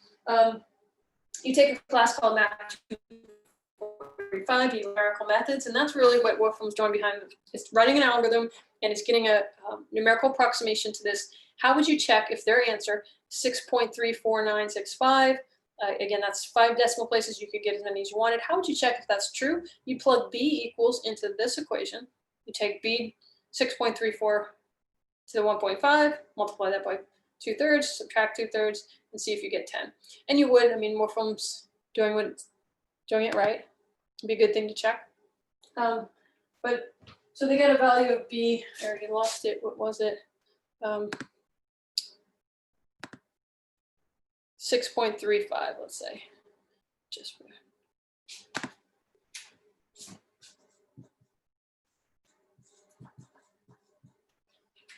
and each one of these had a function you're trying to force the area to be 10. And so the square root function, there's a picture that goes with Olivia's question. Again, you don't have to do a picture to do this, but maybe showing your work this, if you weren't sure about this answer, this might give you some more partial credit. The square root function looks like this, and you want to go from 1 up to some value b, such that this shaded region has an area equal to 10, right? That's what you're trying to do. So that's a good visual check. Does 6.35 make sense there? If I go out 6.35, that's about, from 1 to 6 is about 5. Is the height of this roughly about 2? Yeah, and you can use a tech tool again to graph this and look at how many squares, like counting the squares like we did on the previous ones. Okay, thank you, Olivia. It's a really good one to work on. Now let's maybe look at Will had 3 questions. So let's go to Will's. Okay, so we did, I think Cheyenne is pretty close, but There's maybe. one of them. It was you answered the one on page 127. Okay. It So was which just one? it was from last chapter. That's fine. Which one would you like to do? Let me pull. I think it was page 96 and 97. 96 number 2, and then 97 number 4. Perfect. Thanks, Will. Cheyenne, I saw your question. We just did one similar, so put it in the chat if you want me to still do that one on page 171. Otherwise, let's make time for Will's. So he wants us to go back and make sure we can do these integrals. And this is fundamental. Like, this is a really good thing to review. Will's question is good timing because to do the ones we have been doing, you have to know how to do these sum and difference rule and the constant rules. So we're backing up to chapter 2, beginning of chapter 2, page 96, number 2. And then we'll go to page 97, number 4, I think he said. Yes, okay. So number 2 on page 96 is this. Integrate x cubed minus x squared plus x with respect to x. So this is a great, again, I can promise you there will be a problem like this. So thank you, Will. On your final, it's an indefinite integral. You want to find a function that when you're done, you want to find a capital F that when you're done and take the derivative of that capital F, you get x cubed minus x squared plus x back. The first thing, because it's indefinite, you know your answer is ultimately going to have a plus c when you're done, right? So if this is on the final exam and we're, kind of thinking like Tyler, strategies of working backwards, well, there's probably some you can eliminate right away because they don't have the plus c in them. So then it narrows down to a couple. You could also work backwards and from the A, B, C, D choices, find out which of those, when I take the derivative, do I get this function back? Right, so it's another way to sort of work backwards, but it's making sure it's not cheating, it's working backwards because you know what it means to be an antiderivative. Antiderivative is a function that when I take its derivative, I get that thing back. Okay, so just strategies there. Now, you can think of this as 3 separate integrals, but at this point, you can just work them right away. This is a power function, and it doesn't look like a power function, but it is an invisible power function. It's an invisible 1. And so we're going to go up a power, over the power, up a power, over the power, up a power, over the power, subtract and add. So x to the 4th over 4, because you're adding 1 over that. So up adds 1 over the power is dividing. Minus what happens with the next one, plus what happens with the last one, plus c. And we're done. Again, on the final exam, you can check your work by taking the derivative of this answer and seeing that you get the integrand back.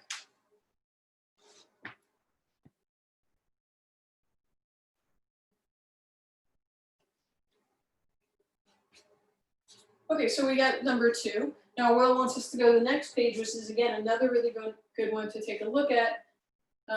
This one's a little bit sneakier, but it also gets us to review a couple basic rules that we're going to need. So this is now on page 97, number 4.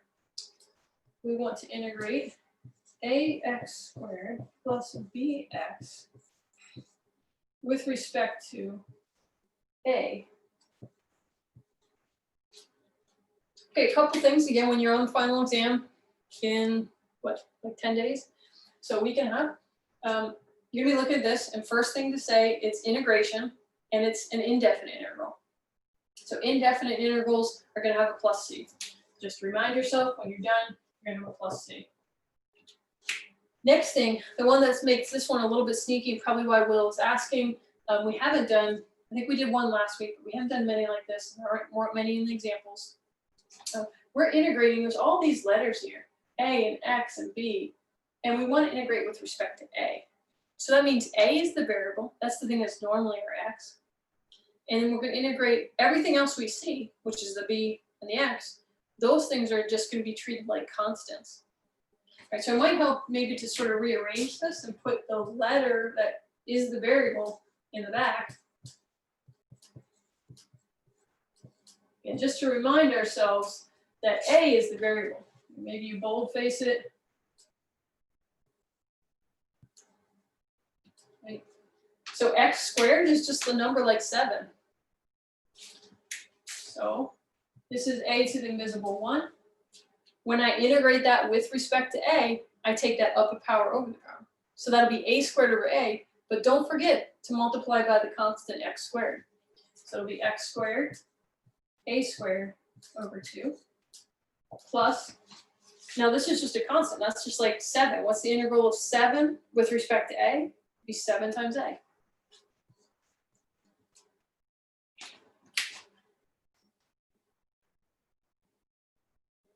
Wait, how'd you get 7? Oh, I kept with my example. Thank you. Thank you. It's really bx times a. Oh, that's funny.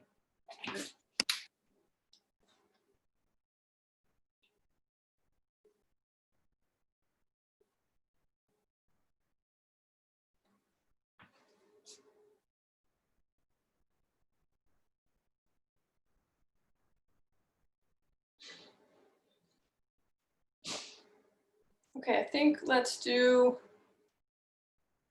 Oh wait, Bridget's got a question to go back to, and then we'll take a look at Cheyenne's. Bridget's is 64. Okay, Bridget wants us to go back to chapter 1, and this is a good one to review. Promise you there will be one like this on the final 2.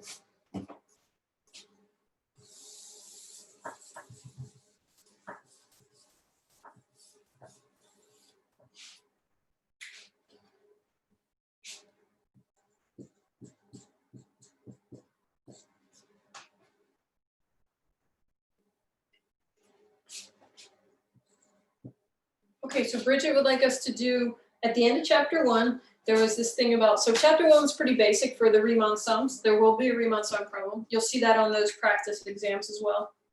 But the Riemann sums, I think probably at this point, you're like, they're pretty straightforward. Draw a picture and, figure out just summing up these areas of rectangles, but that's, geometry. You've probably been doing that for a while.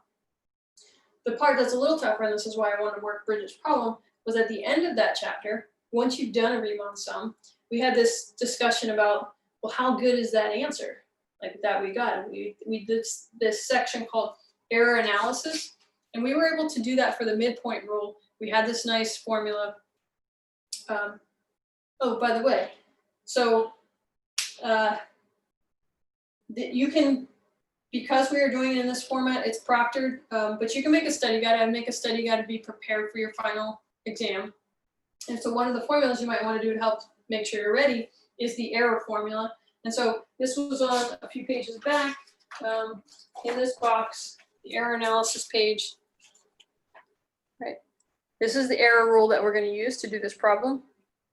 For the midpoint, the error in the midpoint in absolute value is based on this formula here. Okay, so I'll put this up.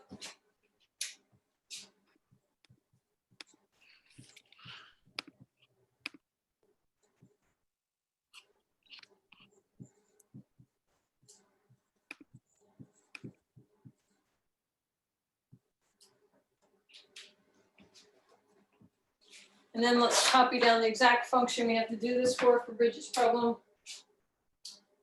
We want to bound the error in the function f of x equals 0.1 x squared plus 1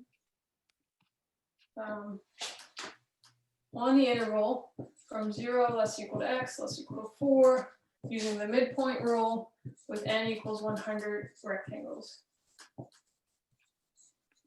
Okay, so this problem's asking you, it's not saying go get the Riemann sum with n equals 100. That would be terrible to do by hand, but you could, again, probably won't see something like this on tech tool, but I wouldn't ask you to do n equals 100, even with a tech tool, but you could, right? We could just go straight to Desmos or Wolfram and ask it to do this for us. So we'll get an answer, and that answer should be decent, right? Because we did 100 rectangles.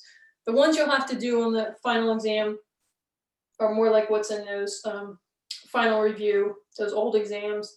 Like, here's a function, do it with n equals 4, right? When asked to do it by hand.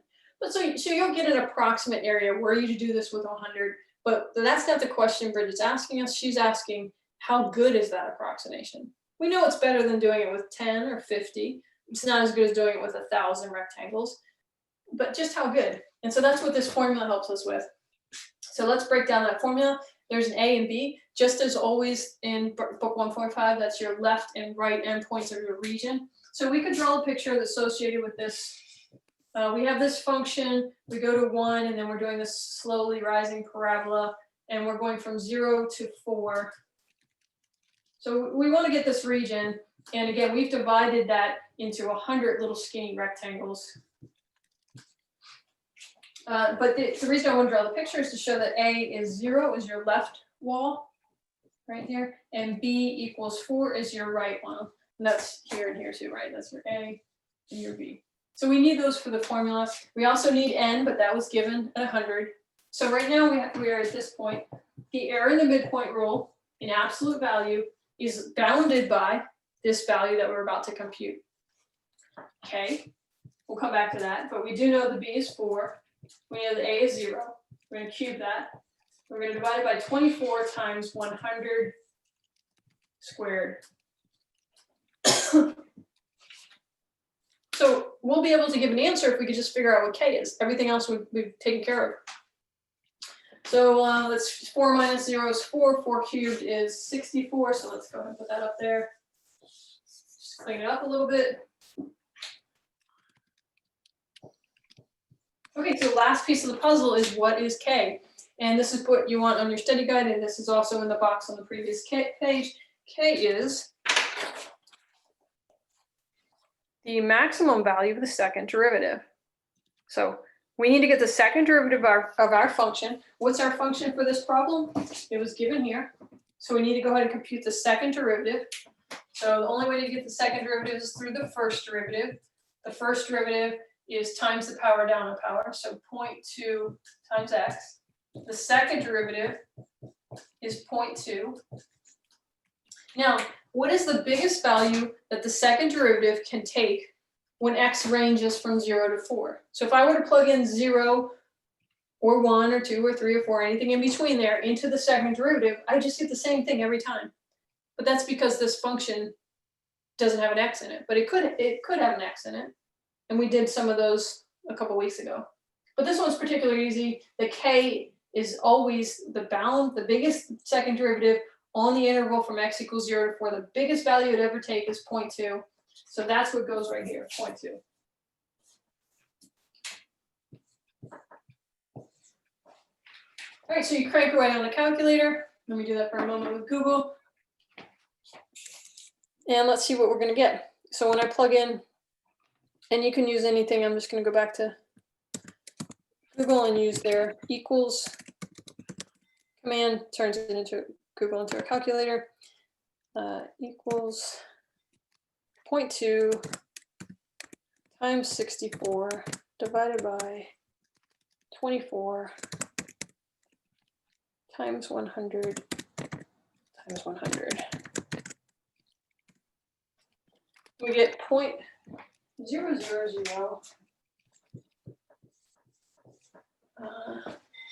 One more 53. Okay, so it turns out that this fraction is this tiny decimal, and that's saying that the error, if you were to do 100 rectangles with the midpoint rule, that your error estimate of the approximate area is within at least 4 decimal places of accuracy, right? So it's plus or minus, that's the absolute value, right? It can be above or below that, but it's always within 0.000533333. That's a pretty neat ability to be able to say how good you're doing. Awesome. Okay, that's again a really good one to review, so thank you, Bridget. Let's spend a moment now looking at Cheyenne's question. So back to page 171, so jump ahead a little more. This is another parameter in the limits of integration problem. Page 171, number 1.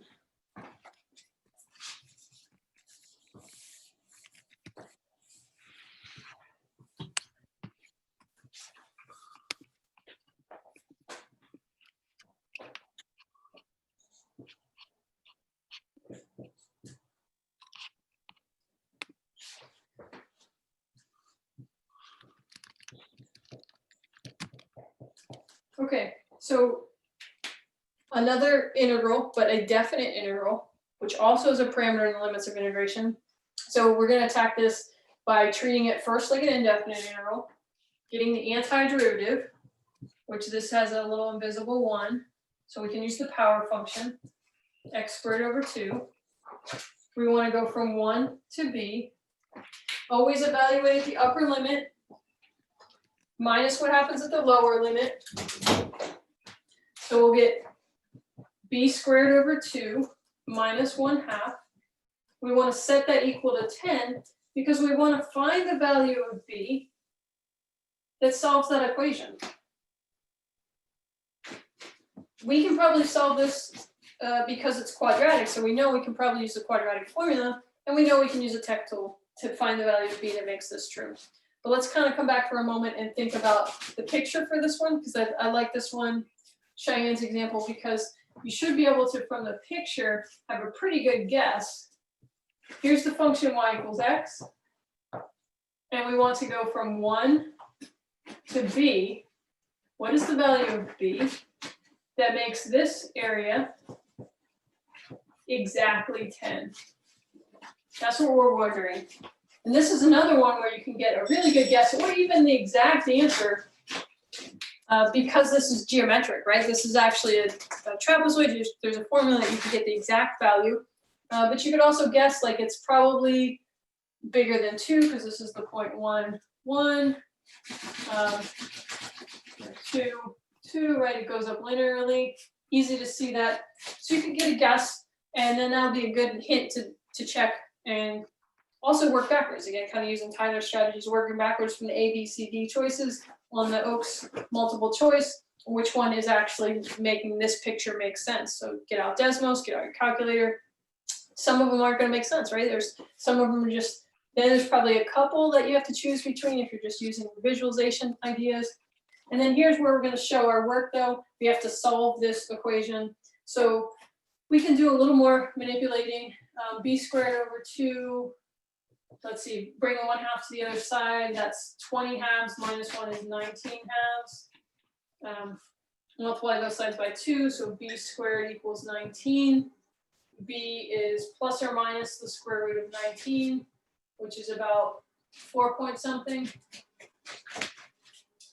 And does that make sense from our picture? That b goes a little further, 2, 3. The fuck out of the way. I'm sorry, what was that?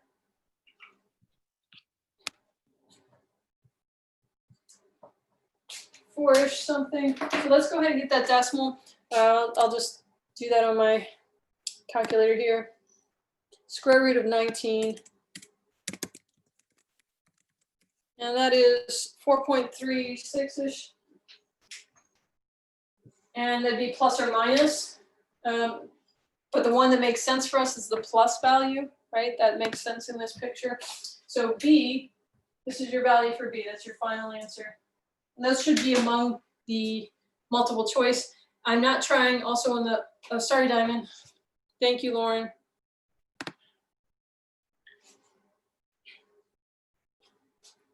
Sorry about that, Diamond.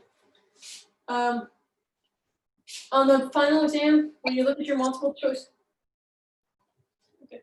When you look at the multiple choice, I'm not trying to like have none of the aboves, all the aboves, B and C. I'm not trying to be confusing.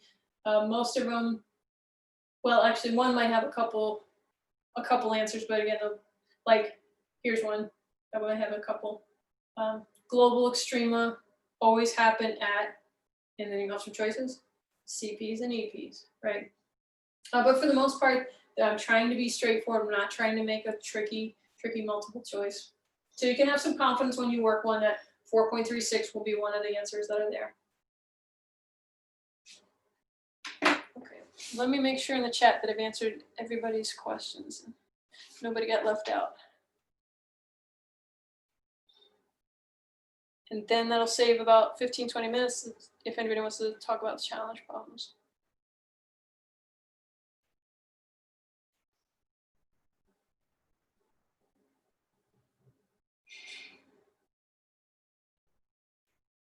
Cool. Okay, I think I've answered anybody's calculations, but if I haven't, if I missed you, just quickly scanning, please put it over there in the chat. But for now, then let's go over the challenge. Anybody that wants to stick around, please stick around. Otherwise, go have dinner. And oh, I should say too, this might be our last time live together, right? So, well, no, I'll see you all during the Zoom, right? You'll be taking the final exam, but you'll be working hard, heads down. We'll all be quiet. Oh, also during that Zoom, during the final exam, you want to make sure you mute yourself. So we want to have everybody quiet and won't have any distractions. Any questions for me in general before we go on to the challenge problems? Oh, Diamond, great question. But I'm going to tell you, please,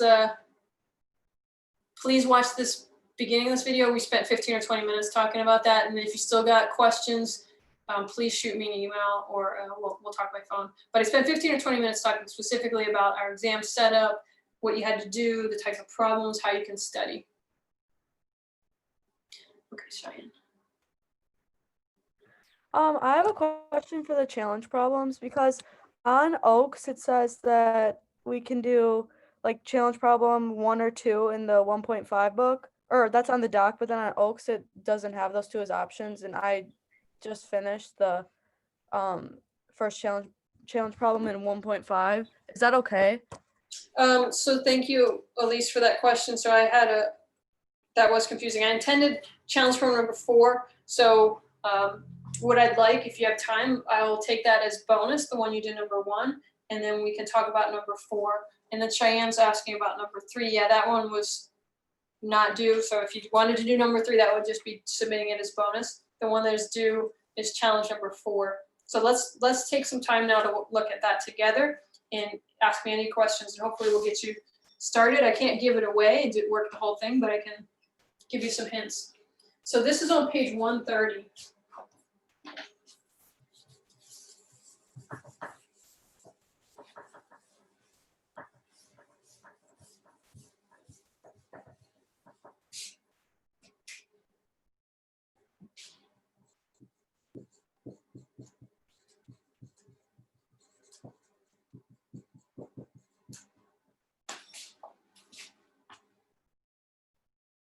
Okay.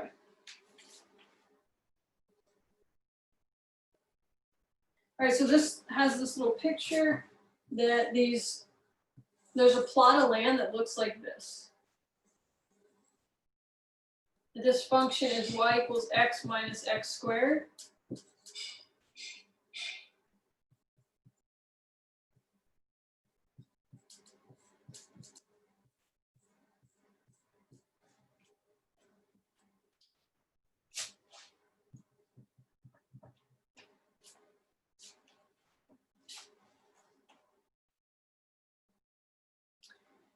Okay, so the problem says you have to divide the land into 2 regions of equal area using a line through the origin. So the line has to come through here. I should have done that in another color.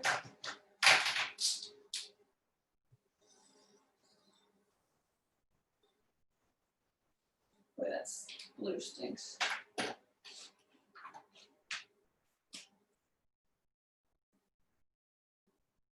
Okay, so we want to put a line like this through the origin. Well, what's the equation in general of a line through the origin? Like it would be like y equals x, y equals 2x, y equals 3x, y equals 1/2 x. But in general, like y equals mx would work. M is the slope of the line. And you want to put a line in there so that the area from this function, x minus x squared, to the line is exactly the same as the area from the line to the x-axis. And so it asks you to take a couple guesses. So you want to put 3 guesses in here. And so it might help you to actually go to Desmos and put in the function, and some different lines might help you visualize what your guesses are. So let me share the screen.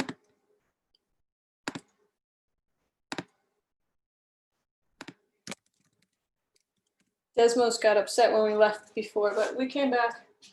Y equals x minus x squared. And whoa, that's really tiny. Let's zoom in, zoom in. So my picture isn't very to scale, is it? So it's a little more, well, maybe it's decent on the board. And then we need to put in some other ones like y equals x. Let's try, whoops, that's not how you do it. Y equals x. Right, that's not going to work at all, right? So let's maybe try y equals 0.5. It has to be less. Is that going to divide it into 2 regions? Like the one here is for one brother and then the other brother gets the rest. Are those equal? No. So, you know, just try making some guesses. 0.25, okay, that's closer, but still this brother down here, it looks like he has more area. How would you sort of estimate? Well, again, if you zoom in, you can count these little squares. You want to have roughly about the same number of squares. 0.25 doesn't do it, 0.5 didn't do it, maybe 0.2 is a little closer. Okay, that looks a little closer. Again, you might estimate, but you want to get an exact answer. So it says just make some guesses. So there's the first part. Any questions on that?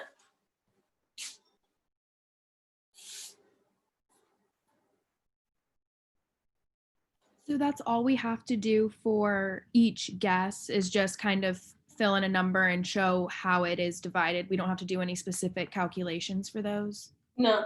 Okay. Good question. Okay, so you want to guess, and hopefully your guesses are like converging and getting closer. Like I did one that was terrible. X equals y equals x. Didn't even work at all. 1/2, not so good. 2.25, 0.2, I'm getting closer. 0.2 is roughly there, but maybe I need to hone in. I could have zoomed in closer on that.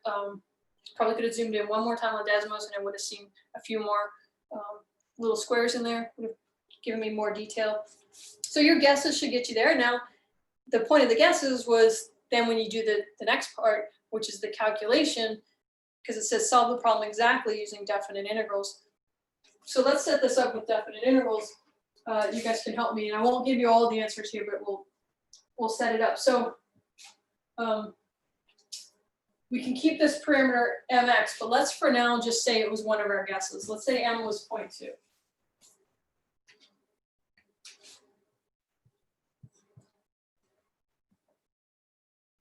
Okay, so again, the picture looks something like that, but if I wanted to see exactly how much area this brother here, maybe we'll shade these in different colors.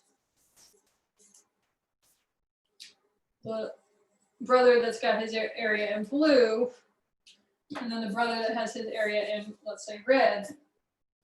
Let's talk about how we would get these two.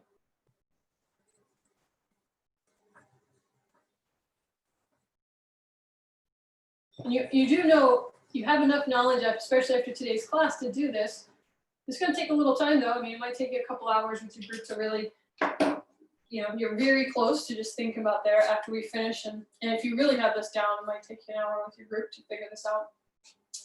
So the brother that has his shaded in blue, how do we get his area? Well, his is an area between 2 curves. What are the 2 curves? The top function is the parabola, x minus x squared. The bottom function is the line, 0.2x. So to get the area in blue, which would look like this, to get that region, you would do an integral from 0 is your x value over to this point here. So now you're going to get that point. It's a point of intersection. So I'm just going to call that P for the point of intersection. So we got to figure out what that P is for point of intersection. That's going to take a little work. But we know we're going to do the top function, which is the parabola, minus the bottom function, 0.2x. with respect to x. So I'll be able to compute that area if I can just figure out p.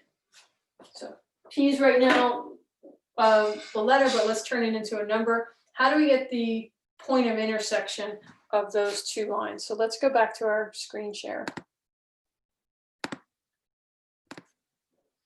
All right, so 0, no problem. That was the easy one. But here it's actually shown right there in Desmos. It's 0.8, x equals 0.8 right there. And so you can also ask Wolfram to find points of intersection of two functions. You can do it yourself algebraically. I bet you Trinity's already done this one. Ask her to get the points of intersection by hand. You could do it that way. Okay, so that means this point of intersection was at 0.8 for this particular y equals mx being m equals 0.2. The point of intersection is at 0.8. All right, now you can do this by hand. You can go ahead and crank away, get some integrals, evaluate the upper limit minus the lower limit. That'll give you the area of the blue. And then you just see how close you were. This is, I think, was it Elise just asked us? You don't have to do this, but this is helping us set up to do the final one, where we're going to do this for any m. We've chosen a specific m right now. That was one of our guesses. But we're just seeing how close we were. So when you're all done up here, you're going to get a number. And you can check that work by just asking Wolfram Alpha. I think we talked about that last week, and it's also in the asynchronous lectures. Wolfram can do this. You can just say integrate this function from x equals 0 to x equals 0.8. It'll spit out a number, but you can also do that by hand. You have to do it by hand to be able to do it on the final exam and show your work. But you get a number, right? And we want to do the same thing, and we want to get the red area. So we'll get another number, but we have to set up another integral. Is the 0.8 in the function? Was that given? Good question, Lauren. The 0.8, this p right here, that's not given. And how did we get it? That is the point of intersection. And we just got it by going to the graph and using the fact that Desmos is showing the point of intersection right there. Okay. Thank you. And you could do this, like, again, if you had tried, maybe you thought 0.18 was a little closer, right? And so then you can ask it, and it's 0.82 is the intersection, 0 to 0.82, right? So you can just keep playing and changing. But we're at 0.2, so let's just go back there, 0.2 and 0.8. Multiple ways to get the point of intersection, but probably the easiest is graphically right now. Okay, but now we got to get the area of the red one and see how close they are. We want them to be exactly the same. And this is how you can do your guesses and get closer and closer to make them exactly the same. Or ultimately you can do it algebraically and get an exact answer by solving for the m that makes those two match. That's the last step. But for now, let's talk about the red one. How to get this red area? Well, here's the one. This is the first time we've had one that's a little funny, because if we did, like, this red one actually needs to be divided into two. It really needs to be, and maybe you can take a look at why this is the case.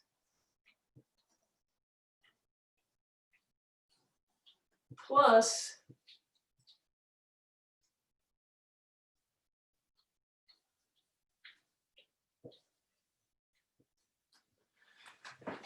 right, it's really split right down the middle here into two separate red regions. The region, right, these are the same. The reason we're splitting it into two, though, is because it makes it able, we can do the integration this way, right? The red triangular region here is from the linear function y equals 0.2x down to the x-axis. But this other little, looks triangular, but it's actually got a curve right here. It's really from the parabola x minus x squared to the x-axis. So this really turns out to be the integral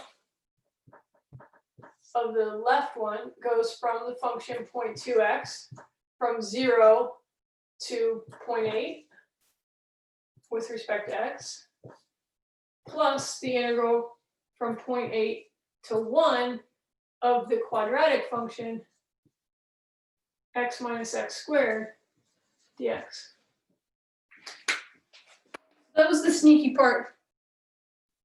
for this red one. We really wanted to divide it into 2 separate regions. And now again, you can do these by hand. They're not hard. Plug them in. There's some decimals, right? But you could also check your work with Wolfram Alpha by asking it to integrate this function from 0 to 0.8, 0.2x, and then ask it again, integrate a different function from 0.8 to 1, add those 2 together, and check how close is the blue answer to the red answer using integrals. And again, we did that all with a fixed 0.2. So this is kind of back to Lauren's question. We did that with a fixed 0.2, but we could have done 0.18. Maybe we're thinking 0.19 is closer. Maybe we think 0.185. I don't know. It's hard to see. And you might, again, zoom in a little bit more. Whoops. There. And Desmos, now you see how many more squares you have, and you can get a pretty good estimate visually, and then go back to the calculation, making them closer. But I forget who this was. Didn't check it fast enough. That asked earlier. For your guesses, you don't have to do go ahead and get those, but this will help you get closer. I think when you do the computation, you're going to get closer to the exact answer. But we want to know what's the slope of that line that makes it exactly the same. And by putting in particular constants like 0.2, 0.185, 0.1853, I don't know what the answer is, getting closer, you should get more and more accurate here. But could you get exactly right? Yeah, and so let's come back, and now this is why we do all these problems with parameters. So would you just plug in like the 0.8 in the first function and then subtract it and after you plug in the 0, right? Like we just did? Yep. Okay. Yeah, that's it, Lauren. And then see, compare the 2 equations when you did both of them? Exactly. Okay. Nice, you got it. I have a question Yes. on the area for the red where it went from 0.8 to 1. Does the 1 come from the x-axis? Yep, right here. Okay, that's what I was just making sure. Thank you. Okay, great questions, Renee. Y'all got it. I think you got it. So let me give you one last hint then for the folks that rather than guessing and keep trying to get more and more accurate, and you can do that, or you can numerically just keep trying, and you get closer and closer and trying to make the red and the blue numbers match, just the way Lauren described and Trini talked about. The 0.8 is going to change, when you do, what did we just show? Just make sure. We just put 0.185. Maybe we're guessing that's better. Here's your point of intersection. So that's going to change. Instead of 0.8, you'll have 0.815 there. But instead of just keep doing that and guessing, here's what you can do to make it a little more efficient is we'll use a parameter. We'll make this mx.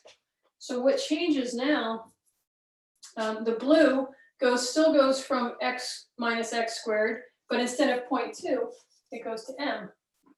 And so your answer will involve an m.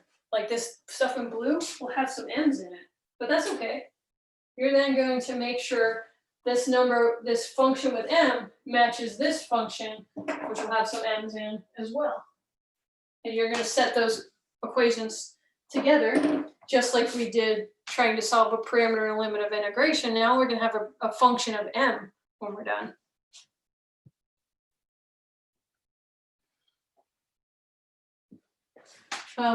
Okay, let me answer a few more questions, and then we're about out of time here. So Lauren, thank you for this question. Lauren's asking about grades. So Chloe should be sending your grades. She knows that there's a December 7th deadline for withdrawals. She's supposed to do it within the next day or two. She's also got classes and final exams, but her schedule, we just had an email chain this weekend about it. So that should be coming soon because we want to give you guys information to prepare for the final, or if you're in the case where you need to maybe withdraw from the class and try again next semester. Okay, and then Diamond, if you want to stick around, and I can try to quickly summarize some of the stuff I said about the final exam, or if you're okay to just check out the recording, which will be posted in an hour or two tonight, or call one of your classmates, call one of your teammates, and they can fill you in. Okay, otherwise, I think you're well on your way. You guys got this. You can do it, and it's a final push. We're almost there. I know it's been a crazy semester. Just hang on, finish it, and ace this. Thank you. Thank you. Yes. Thank you. Thank you. Mhm. Okay, Samantha, I see your question. Thanks for sticking around. Yeah, so it's challenge number 4. You've got to do this one. So if you already started 1 or 2, you can submit that as bonus, even if you just did a little bit of it. That we'd love to see what you've done, so that work was worth your time. But then this is the one for number 4 is the one to do. Okay, thank you. I had a few questions about the final. Yes. Okay, so are we allowed to be using a handheld calculator? Yes. Okay, and this is personally just for me. So I got my latest grade update. I got a 96, but I do not do that well on exams or tests. So if I end up not doing as well as I would like to on the exam, I saw that it's 20% for our final. Mhm.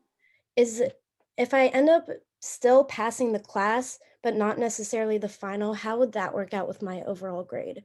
Because I know some professors, if you don't do well on the final, they will fail you from the class, even if you have a passing overall grade. But I just wanted to know how that works with your class. No, I do it as it's computed. So, yeah, hopefully you won't have text anxiety this time. I mean, I tried to set it up in a way, like, again, you can have a calculator, I've tried to prepare you for the final review. So hopefully you won't be in that situation, Lauren. You don't have to worry about it, but I'm not going to penalize you. If you do less than what you had done, like if you're doing great on those, I think that's all going to help you. And if you're doing good on your quizzes, you'll see some of those similar problems on concept questions. And you're going to get some partial credit. Like this time you're going to submit your work. So hopefully you're not going to be in that situation. And Okay, that's not my thank you so much. policy. Okay.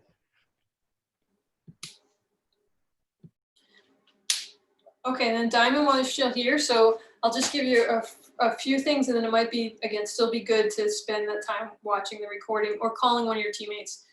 But here's the final exam. It's December 12th, so I'm going to put some things that I had on the board.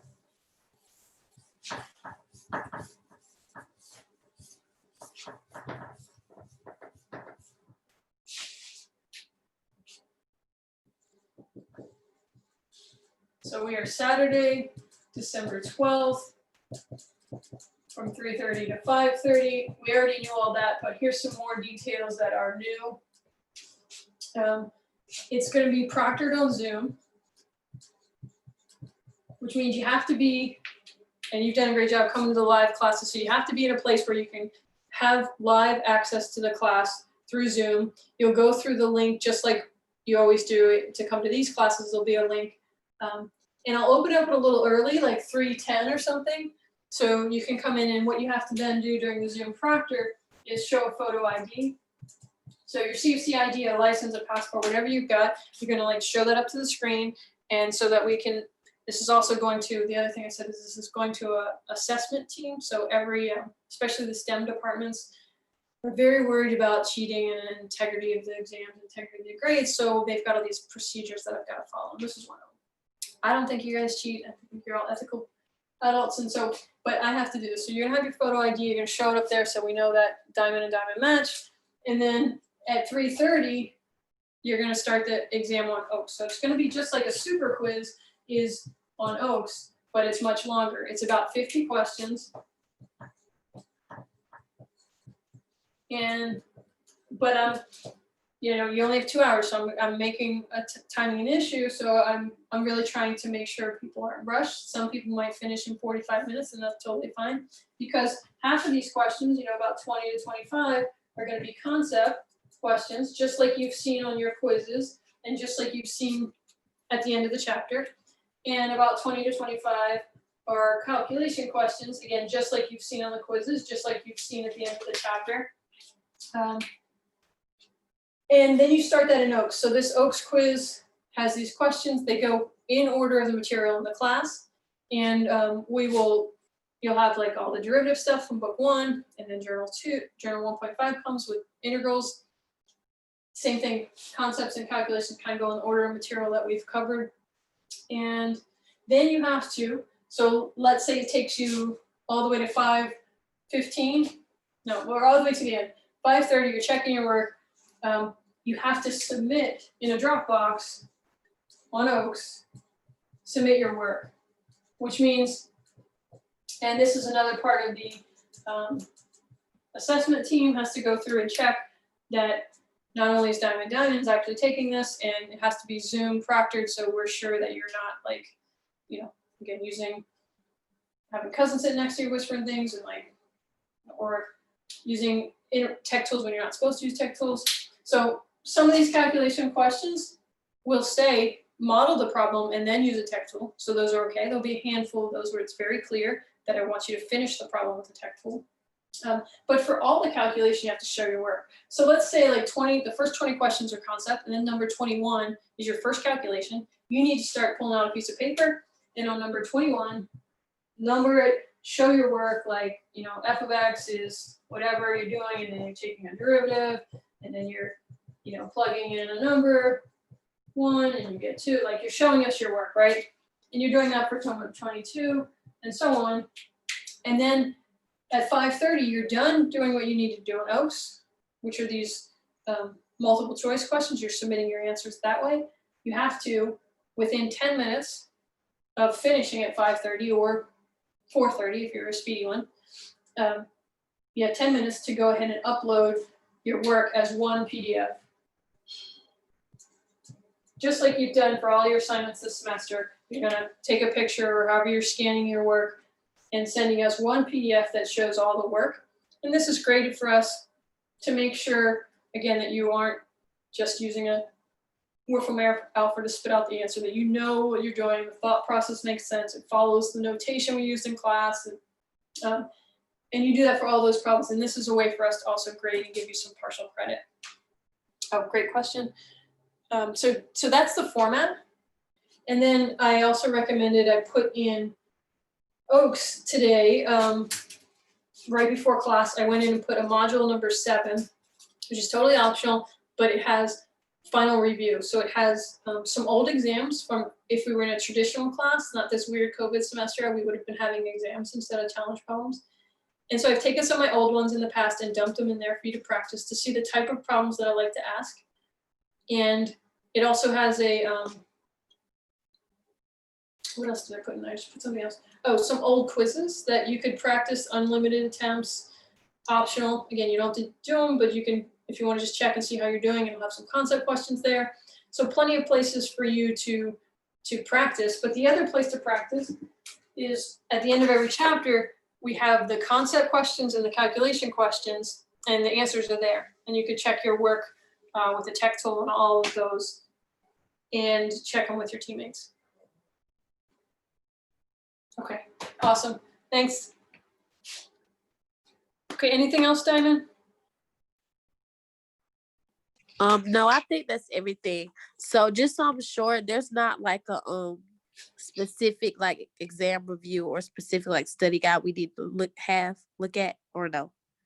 No, but you can, so I would recommend making a study guide though for yourself of like, you know, the main type of problems we have, the main formulas you need to know, and then going through all these old problems to work those old problems. Okay, thank you. Yeah. All right, have a good night and good luck with all your finals. You too, thank you. All right.